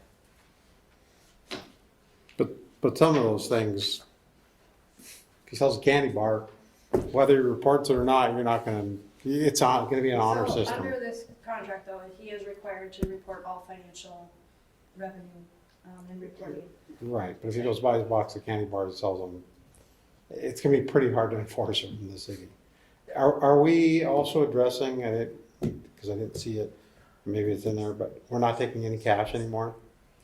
So that, We're working towards zero cash. because I know if you, I think I've told you this before, if you go to a state campground, you cannot pay them in cash. All of the And online the credit card. reservations is 100% paid at the time of booking.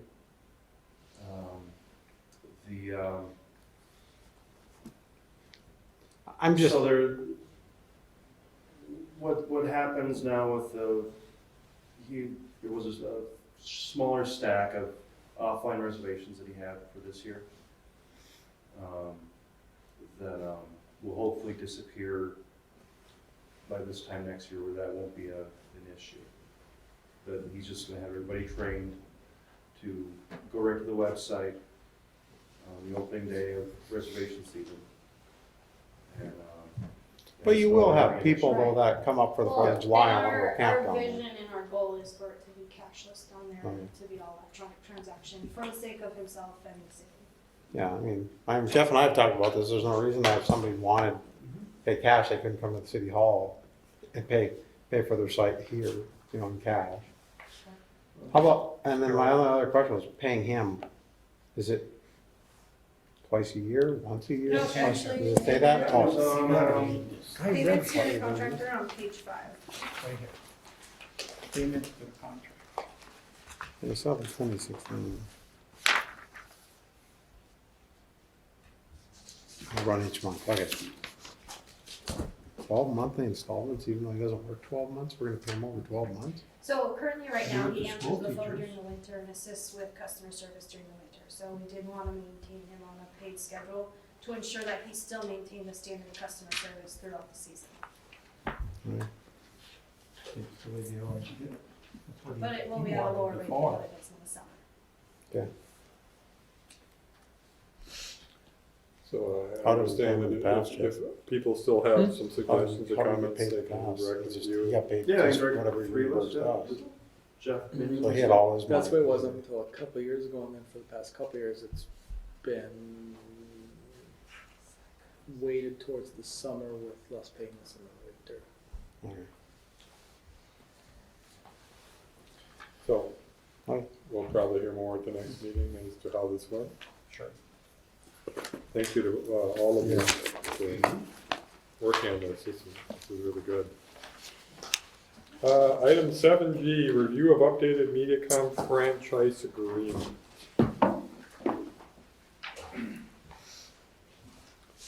So you were daring somebody to have read all this? I did. Thank you. And thanks again to those two for looking through this thing. The So only issue I have, I haven't spotted the changes yet, but That's what I was gonna ask. you know, we lost the pole rental now. Correct. That That's something goes to that- MPL now. That's something we discussed in the meeting. So in this new proposed agreement, the franchise is gonna stay the same at 5%. It has not been added to or subtracted from since 1999. I think that we need to upgrade our franchise agreement amount. well, Is there a reason why we Jeff, can't, or? Well, two quick things on that. So it's a percent, so it's the same as 1999. Can't remember last time I actually had Yeah. cable, so I don't know what cable I don't know what a cable package goes If for. I these said it days. went down. But it's 5% of whatever that cable Right. subscriber is paying. So I don't know what that is 2019 versus Right. 99. The other thing is that 5% fee is tacked on very clearly so on that MediaCom bill, saying, hey, this is a franchise fee, goes to the local municipality. It's something that we're asking we're not asking for MediaCom to dig into their pockets and pay it. We're asking for MediaCom to go on and collect it from the subscribers. So, there is. So then maybe we should lower it.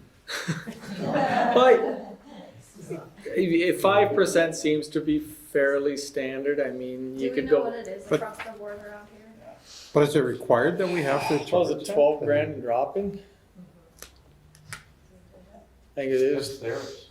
I mean, this goes to Minnesota Power, so why are we even No, negotiating? no. Oh, no, this is a franchise fee. There's a pole rental fee Yeah, the pole that rent. both MediaCom and CenturyLink pay for when they have attachments to the poles.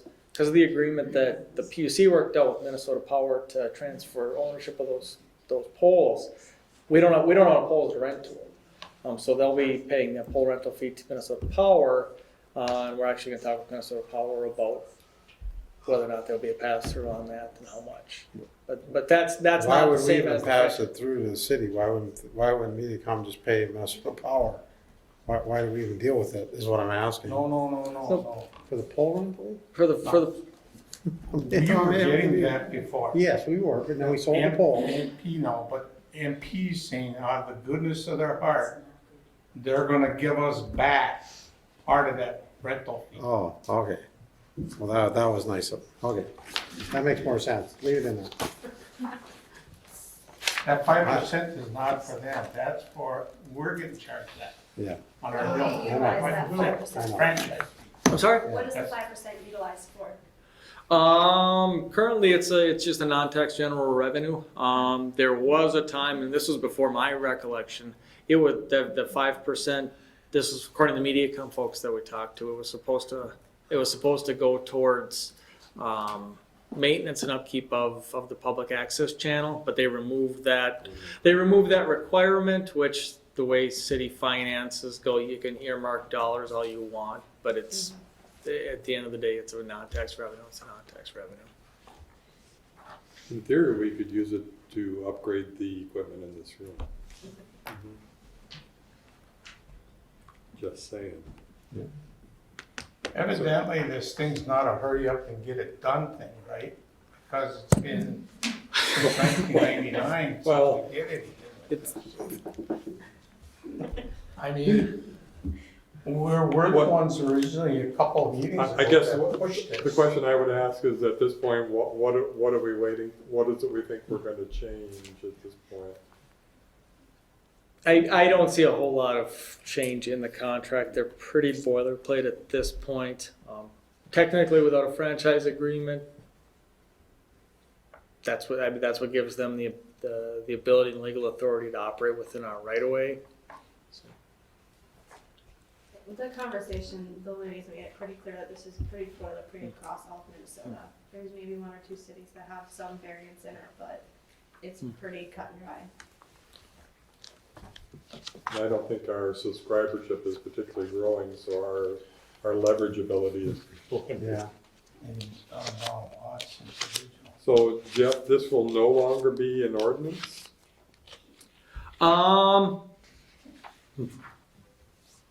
My intent would be to put this and adopt this in ordinance form. Oh. They sent out an agreement for, So it would an circle back agreement into to an ordinance. continue. Everything I've seen shows that it should be in ordinance form. Okay. So tonight, we would be directing, if we move something forward, directing you to prepare an ordinance, is that? So then we'd be looking at another ordinance for the May and the June. May and June, okay. Council, your wishes? Make a motion that we direct them to prepare an ordinance for the franchise agreement. Bless your heart. Been moved by Councilor Burdette, supported by Councilor Mackey, to do what they just said. You got that, you got all that. Further discussion? I sense you must be ready to vote. All in favor? Aye. Opposed? Motion is carried.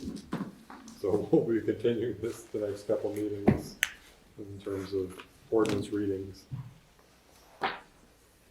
Item 7H, Planning Commission request for direction on ordinance updates. Talk about timely, talking about ordinances. What do you want to add to what's in our packet? So, And just Chairperson March is here as well. for those that were here for the last round of ordinance update attempts, just bear with me. But so for the folks that are new, the City of Biwabik's ordinance book is of varying age in the ordinances. Some of them have been updated recently, some of them are quite old. There's been attempts over the past. I have gone through and tried my best to do the research on what was passed and when, and get it all into the same book, get those scanned in, get them posted online, and try to get us as up to date as we can with what we have on hand. When I started here in 2007, we were talking at that point about the ordinance book needing to be updated, needing to be thoroughly reviewed. It is an investment in either time or money, likely both. The council did agree in 2015 and 2016 to utilize the service through the League of Minnesota Cities to codify the ordinance, which in effect meant that we bundled up and mailed off our ordinance book, which was 2 4-inch thick binders for them to go through. That service then goes through, reformatted them, put them into a more standard order and numbering system, and then send it back for review as part of the process, where the council would go through, review them, and send it back with any notes. Given the size of the stack of the ordinances and the other things going on, that process was put on hold. During that time, we did also start updating the city charter, and then shortly after that into the city comprehensive plan. The Planning and Zoning Commission is now getting towards the end of the process of finalizing the comprehensive plan in preparation to get that onto a public hearing this spring or this summer and get that approved. The Charter Commission has a meeting tomorrow night to finalize that and get that ready for a vote at the election this fall. The next step in that process would be that the ordinance, something has had to need to be done to the ordinance book. Planning Commission started looking into those, and I cautioned against putting a whole lot of time into updating either what's currently in the book or editing the version that we got back from American Legal Publishing, which is the codification service that we used. So the consensus after discussion of the April 4th Planning Commission meeting was that they wanted some council direction on what we'll be doing with that ordinance book. If there's going to be a process to update those, if we're going to want to look at one of the other options of going to the Minnesota Basic Code, updating what we have, going back to the same codification service and trying again, or going to a new one. But it is something that needs to be looked at kind of as a whole, I believe, rather than piece by piece. So it's going to take, I think, some council discussion on just where exactly do you want to go with updating that ordinance book. I realize a lot of you probably haven't seen it in its entirety or cover to cover or flip through it. It's not necessarily something that people would just have handy to go through. It does largely sit on the shelf most of the time, but when you need it, you need it.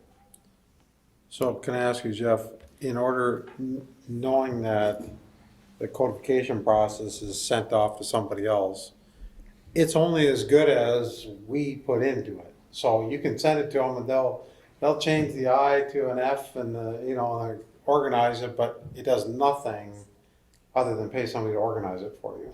How many ordinances do we have? It would take like That thick. I know you said it was 5 red language. If he's got to use a calculator, I think we just got the answer. I'm hoping that. But I mean, it would, in essence, with all of us on this council, would take us quite a bit of time to go through every single thing. I think, if there's issues with it, I think we need to address it. But I mean, to go through every single ordinance would take us a ridiculous amount of time. The file count on my ordinance folder is 137 files. A couple of those are memos, and there's the land sale ordinances and stuff like that. Some have been repealed, but 100 at least. Are there some that should be addressed? I mean, it doesn't mean we have to address them all at one time. I still have my book. Pete and I and the mayor started it, 3 years ago? Yeah. It's a very Those lengthy were dark process. times. Very And lengthy process. it was, Ms. Waller, I guess what the Planning and Zoning Commission was asking, it's not actually that the city council go through the ordinance book. We wanted to have a meeting for you to give planning and zoning direction. If you would want planning and zoning to go through your ordinance book, or, right, is that right, Laurel? No, it would only be the ordinances that we specifically we've been directed to look at. So it would be zoning, planning, buildings, and then there's section 30 in the recodification that is basically 425 in the city ordinance that it says what our powers are or are not. So we're not talking about doing the whole ordinance, so we don't know anything about the other ordinances. We kind of specialize in planning and zoning. So it would be just those. So, but the discussion of the whole thing is important too, because if we are able to have a joint meeting with you, one of the things we would discuss is, could we take the recodified ones and fix those? And are those gonna fit in with, the number is gonna be off, I guess, they're just issues. Like, we need to know what you as a council want us to do. well, the reason that we quit was because when we did get it back, majority of the stuff didn't apply to the city. And some of the stuff was outdated, and we worked on the outdated stuff. I mean, when I got on, I don't know if Jeff was kidding me, he says, take this home and read it. And I did. In about a week, I read that whole damn thing. And I came back and I said, what am I supposed to do now? He said, we're gonna have a meeting. And we sat here for several meetings and got very frustrated. But it comes to find out is, like he said, is what you put into it, it's the amount of money you wanna put into it. You can have them do it for a large chunk, and it'll come back with everything that you want. Or we can go to the League of Minnesota, get a basic codifications for the city, and then we can add our stuff to it. That's the decision that we're gonna have to talk about with, and I'm all for having a meeting with the P&Z on what you're looking at. That's just my opinion. In the meantime, I happen to go to the Aurora zoning ordinance, and I'm pretty sure it's put together by the same company, unless another company has a name that's extremely similar.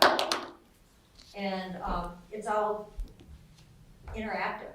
It's really cool. So if you're looking for something about, let's say, solar panels, does Aurora have an ordinance on solar panel? You can type in solar and it'll search for that word and bring it up. I mean, all the wonderful things that computers have brought to us, you can see there. So it's fun to just go see what that is. I think it's probably really expensive to do that, and I'm not championing that at all. I just that's kind of on one end as far as I'm concerned on the price range.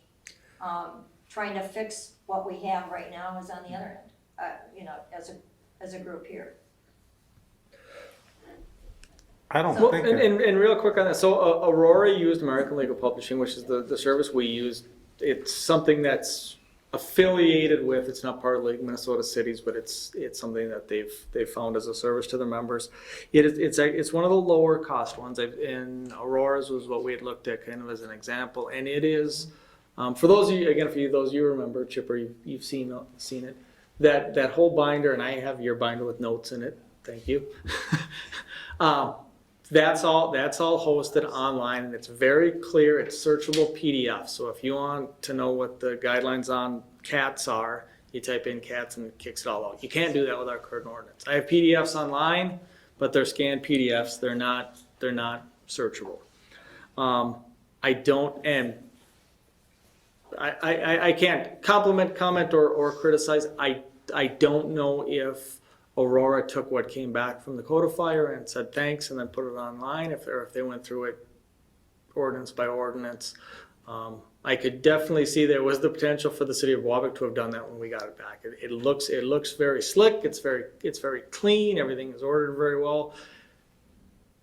I could see a pitfall of just and saying this looks great and putting it on there without doing that due diligence of going through it.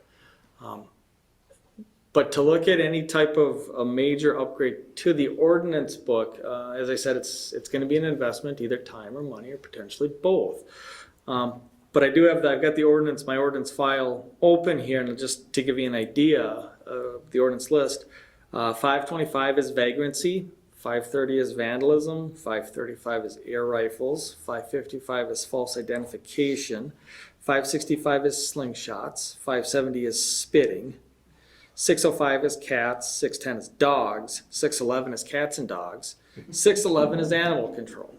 So there's some major cleanup work that needs to be done on that. I had suggested, or in a conversation with Jeff, I said, a joint work session might be productive, just so that we can, because we're not going to be able to do it here in the confines of this business meeting. But a work session would be good to kind of, who's going to do what? What does the council want the planning commission to do? What are we prepared to take on ourselves? I just felt like that would be a more efficient use of time to do something in a work session. Well, And again, Councilor Berdach had said that it's largely a function of you kind of get what you put into it, regardless of who we use for whether we do it completely in-house or go to a codification service. That there's not going to be a service that tells you that there should be no parking between 3 and 5 a.m. versus 2 and 6 a.m. Those are decisions that are made in-house. The codification is making sure things line up and making sure you don't have things that conflict with a state law or a federal ruling or constitutional items, which, depending on the age of the ordinance, can be a real a legitimate concern on. It can be in your ordinance, but if it's unconstitutional, there's no point in having it in the book. So in the event we have this group meeting and we find something that needs to be changed, let's say they have some very specific issues that they know they don't meet the city anymore, the planning and zoning, I mean, how does that physically, number one, get changed? If it's been scanned in as a PDF, it's not something we're gonna change. And two, if it requires extra money, the budget's so tight from last year that there's no money we can talk about it now, but there's no money to do anything this year with it. I mean, and that's part of that planning, starting now to discuss it, but there's no funding. And if it is at the level where the council decides that this is going to take the investment of money, it is something that We have to. that will necessitate budgeting for in the future. Re-editing stuff, there may be, as even with the scanned PDFs, there's some capability to scan and convert to Word documents, but in-house there'd be a lot of hand typing, and it's not a whole lot of fun to do, but it can be done. But there is, before there's any real spot changing or updating, at least I would strongly recommend that there's a review of exactly what's in there, because just based on the ordinances I read off, there may be the ability to cut the ordinance book in half before we even start revising. And then one of the advantages of going to the codification service is the end result of that is after everything is all taken care of, then you pass, there's some ways in the legal technicalities on it, where you're able to pass a law to adopt the ordinance book versus Each individual. 137 ordinance revisions. So you can, and that one, so that's twofold. You update all your ordinances, and you also in that ordinance state that and declare that previous ordinances are no longer valid. And that is something that pops up now and again. I thought this wasn't allowed. I thought that was the rule. I can't find it in the ordinance book. Somebody remembers talking about it at a council meeting. Somebody swears that it was passed as an ordinance. But if it's not in there, we don't have anything to base it on, and you don't want those things potentially popping up in the future where somebody pulls out a published range times from 1974 that says that is in fact illegal. So at least under this American legal publishing contract, at the end they would draft the ordinance for us that says this is now the ordinance book of the city of Biwabik. All others are null and void or repealed or whatever language they use. That way you know that, at least on that date, what's in that book, those are the local ordinances. Well, maybe you could at least check and see what it would cost to make it more searchable. What would that cost the city to be able to do that? Because I do like that idea of saying, I want to build a new garage, what's the setback? And you can search that, I mean. And that kind of plays into the deliverable of what the contract is. When you complete the contract, they hand over the searchable file. It surely would be nice to not only be searchable, but editable by us. We pass a new ordinance, you can adopt it into there without having to go back to them to do it, to add it to the book. One thing I would say about planning and zoning is that when we did the comp plan, the booklet that we were given was about 100 pages plus exhibits. And it was the same thing where we really went through every single line. On top of that, we had a comp plan to do also, the map for the future land use. And we just stayed with it. I mean, we got it done, and I think we came up with a really good product for you to look at. And one of the possibilities is to at least, I found some inconsistencies, typos. They called conditional use and special use the same thing. I think we would want to look at that because they're not exactly the same. So that, I mean, you know, we took a vote, everybody said they would be willing to work on it. Well, if I Couple months remember, ago. Laurel, that comp plan was done through the ARDC. They were pretty instrumental in sitting with the council, going through that, and they helped put that together. So that was back in my day when I was on the council, and to my knowledge and experience is that they were much more knowledgeable about how to do a comp plan than the city council was at that Well, we point in worked with time. what they gave us, but. Yeah, Well, that was, the 03 one was done by ARDC. See. The most recent update, that was actually a contract through SEH. okay, So the official one in place right now is the ARDC. yes, okay. So again, the question is the council willing to engage in a work session with the planning commission to kind of determine where we want to take some of this, and Jeff can gather some information about maybe some of the pricing options and things like that. I'd be. I would entertain, I mean, not till after the comp plan is done though. I mean, it's kind of, So how many planning commission members? 5. Five counselors. This will be a lot of fun finding a date that 10 of us can meet, so. Well, it depends upon what you want to do. I think that's what we're asking. An example was brought up that last year they worked for 4 months on a swimming pool ordinance and the council had no interest in it. So they wanted to avoid that sort of thing. So do Where I. we didn't use our time efficiently. Yeah. Because adding new ordinances would be something else that we would look at. Take suggestions and look into it, maybe come up with some suggestions on our own, but not work on them until you approve them. So the step one is the public hearing, once the comp plan is ready, have a public hearing, and then we'll pursue a joint session with planning on the ordinance book. Is that what I'm hearing? And I was just kind of doing some mental math on copies of the ordinance, and is everyone okay with the ordinances? The current ordinances are all scanned in and posted on the website, so I can, if they're difficult to find, I can send out a link that goes right to that page on the website. But if everybody wants to kind of look at those, and they're in numerical order, with a at least a title heading, so you know what's in there. You don't have to memorize them, but that'll give you an idea of what we're dealing with. Again, some of those cats and dogs. I'd rather not kill a tree. yeah, you do. You don't need to. It's got little blue sticky notes all over it. So, yes. So we have kind of a sense of where we want to take this. Mm-hmm. Hear from Pete. Were we thinking July or something? Oh, Let's wait until the comp Is- plan is done. is it still the target for a public hearing in May, or for the comp plan, or is that kind of a moving target yet? I think it was more like June. The last thing we have is there's some pretty extensive mapping in there: land use, zoning, wetlands, stuff like that. Those actually just went back to SEH for them to input in the same GIS system we use for our utility mapping, everything like that. So they'll be updating those and then sending them back. They'll get reintegrated. So I apologize, I wasn't able to attend the last planning commission meeting, so I wasn't up to date on what the timeline was. The text part of it is done. We're just waiting for the map. Okay. Thank you.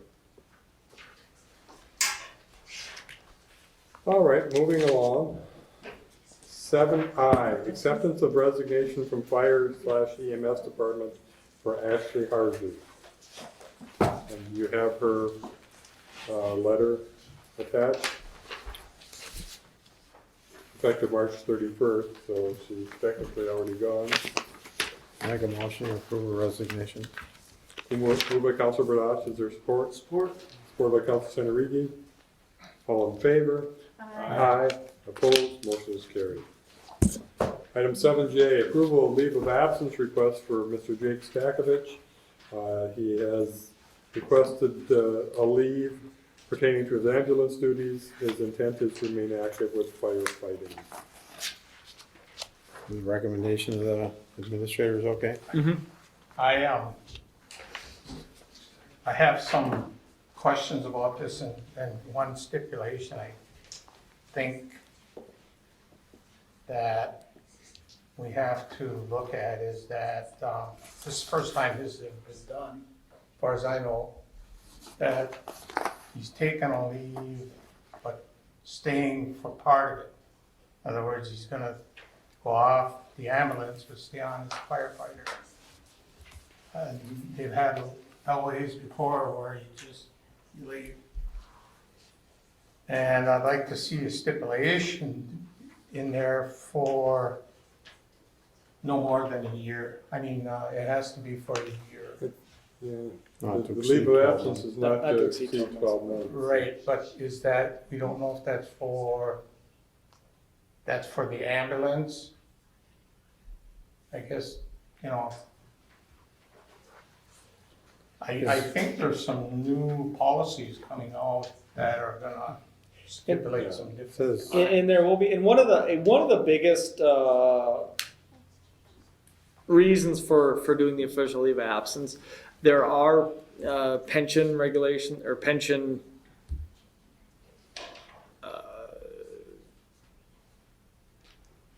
requirements that need to be met. There's a firefighter's pension through para. There's a much smaller. It's not really called a pension. It's the Cooper Sam Service Credit Award on the ambulance side that they need to show that they were active for that year in order to get that credit. In this case, just based on the leave of absence request, he would be eligible for that fire service credit as long as he meets all the other requirements, the meeting and call attendance. But being on leave of the absence, then he would not get credit for that Cooper Sam's award.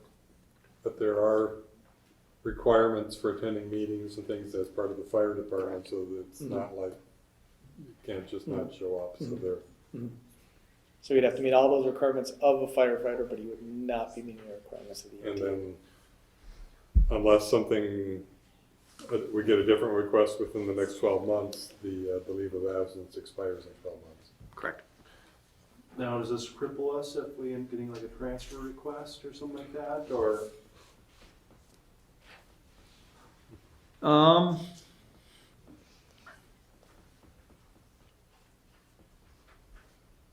We aren't getting that Yes. many, my understanding is we're not getting very many transfers. I guess I would say for a transfer request, yeah, it would be because he would, at that point, he's not an EMT.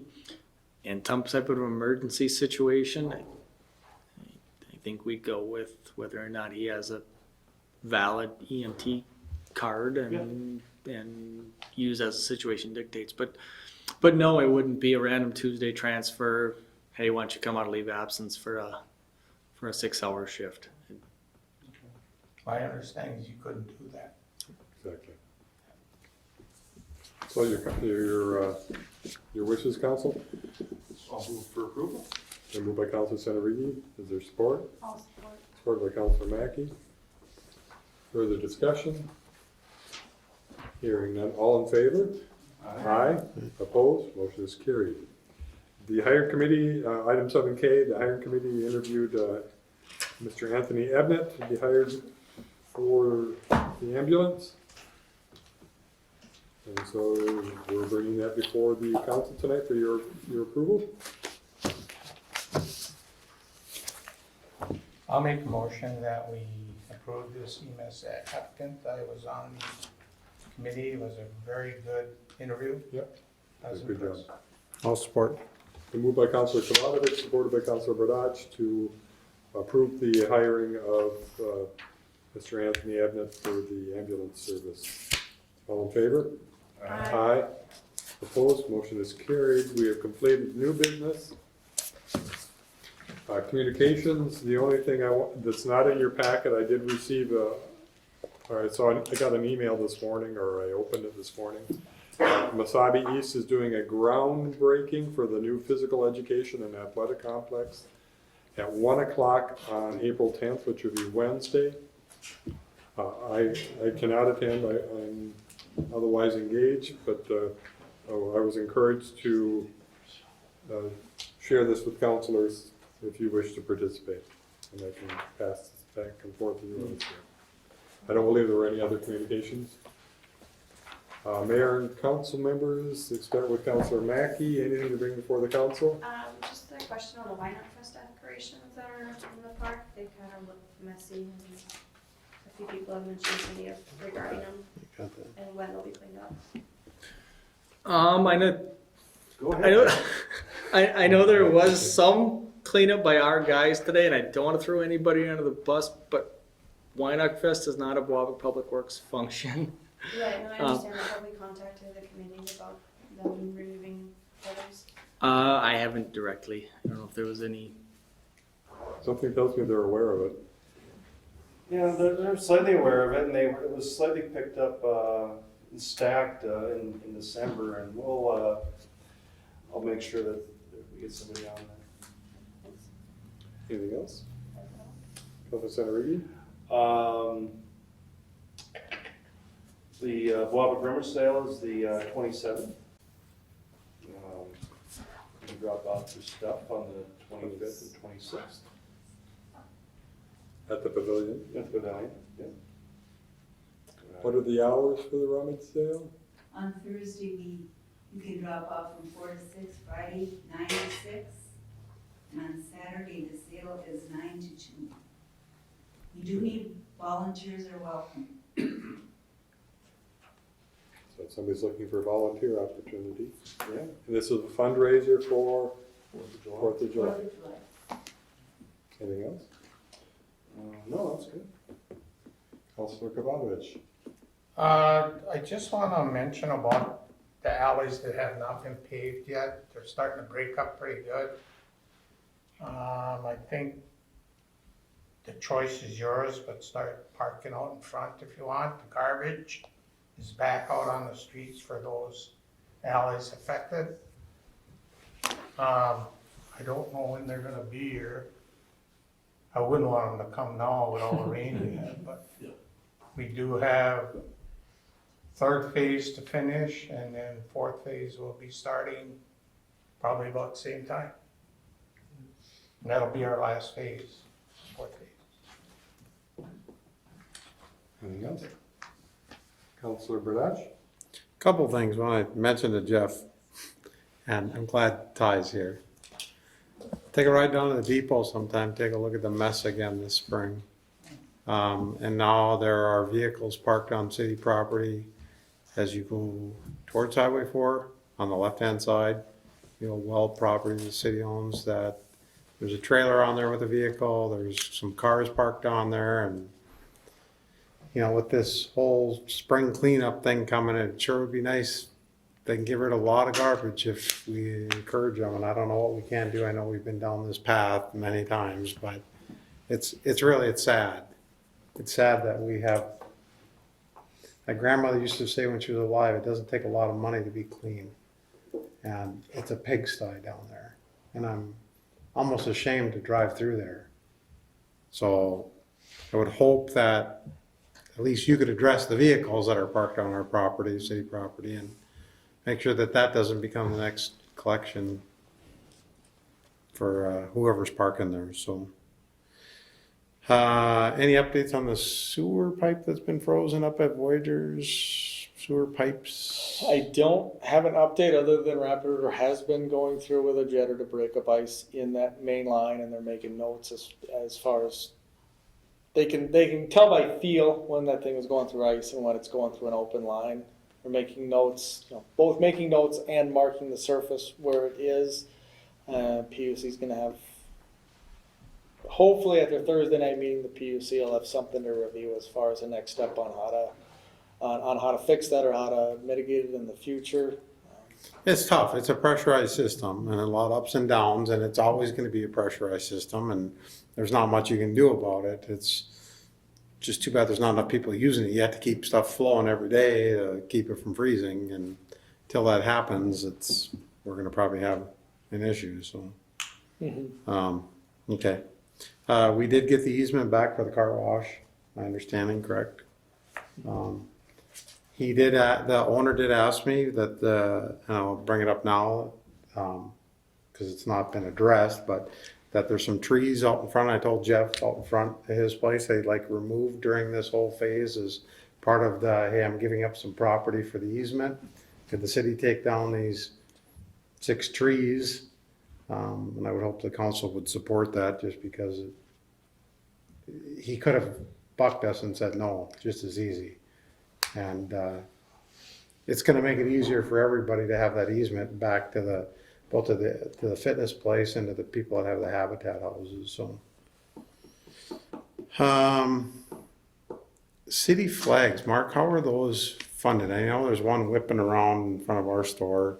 And as we go forward next year, is that something, how did we collect that before from people to get new flags? I'm just trying to think about in the future for when we redo the downtown. It would sure be nice to have. I still have the original list of who bought those banners, Mhm. and that was back in 1992. I don't think they should be put up again. Well, is there any chance, I'm just throwing this out there, and Shannon, you're here too, but one of the city staff could contact these people? I mean, this is a perfect time to say, hey, the city of Biwabik's gonna be redoing the whole downtown next year. Would you consider re-upping for a new flag?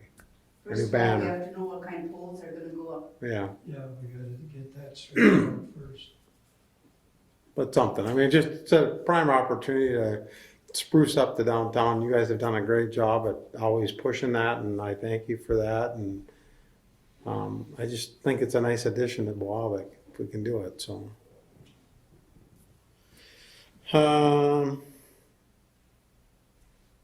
Last thing I wanted to ask is, I mean, this is really a Winock Fest thing, but since you brought up the stuff in the park, how about the lights? I mean, I've had so many people this winter, and I know this isn't putting it on you, Pete, by any means, but I heard rumor that we're not gonna do lights anymore, and boy, I've had a lot of people say, boy, it really makes me sad, because that's what made Biwabik look so nice in the The winter. trees don't support the lights. The wind that we have now is really tears up everything. Because we have so much more wind now than we used to have. I mean, would there The be? trees by Hans should have been taken down with the rest of the storm damage, Mhm.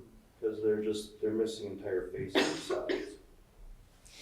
But would there be a way to do artificial lighted trees, something that could come up and down every year? And again, it's another thing to store and just. Anything can be done with volunteers. When you don't Yeah, have volunteers. no, I know that, yeah. You can't do anything else. I just wanna know what you guys think as a committee, if I it's think the doable. one complaint I heard was that the colored lights look terrible, they want the classic. They want a white classic white, I heard that same thing.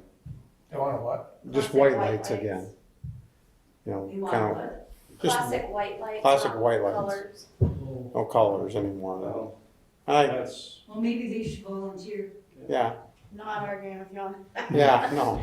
But that was, I think the one complaint I guess I heard. Okay. Last thing real quick, Jeff, somebody mentioned to me that the storage shed up on First Avenue that we put sand in, looks like the walls are about to blow out, and I didn't get a chance to run up and take a look at it. But the shed, if we don't pull it back in, they were saying we're gonna be putting a new roof on that thing, so sometime when you get a chance, I you know can just go yeah. drive by it, take a I know there's look. been a couple attempts to brace that. I don't know. I don't know what to do with it. I didn't get a chance to go look at it today, so Remember that? that's it, that's all I had. Thank you. I don't have anything to add. It is 8:23 PM, and pursuant to Minnesota statute 13D-05 subdivision 3B, I am going to enter, the council will be entering into a closed session in a few minutes. At the conclusion of the closed session, we will come back into open session to adjourn the meeting.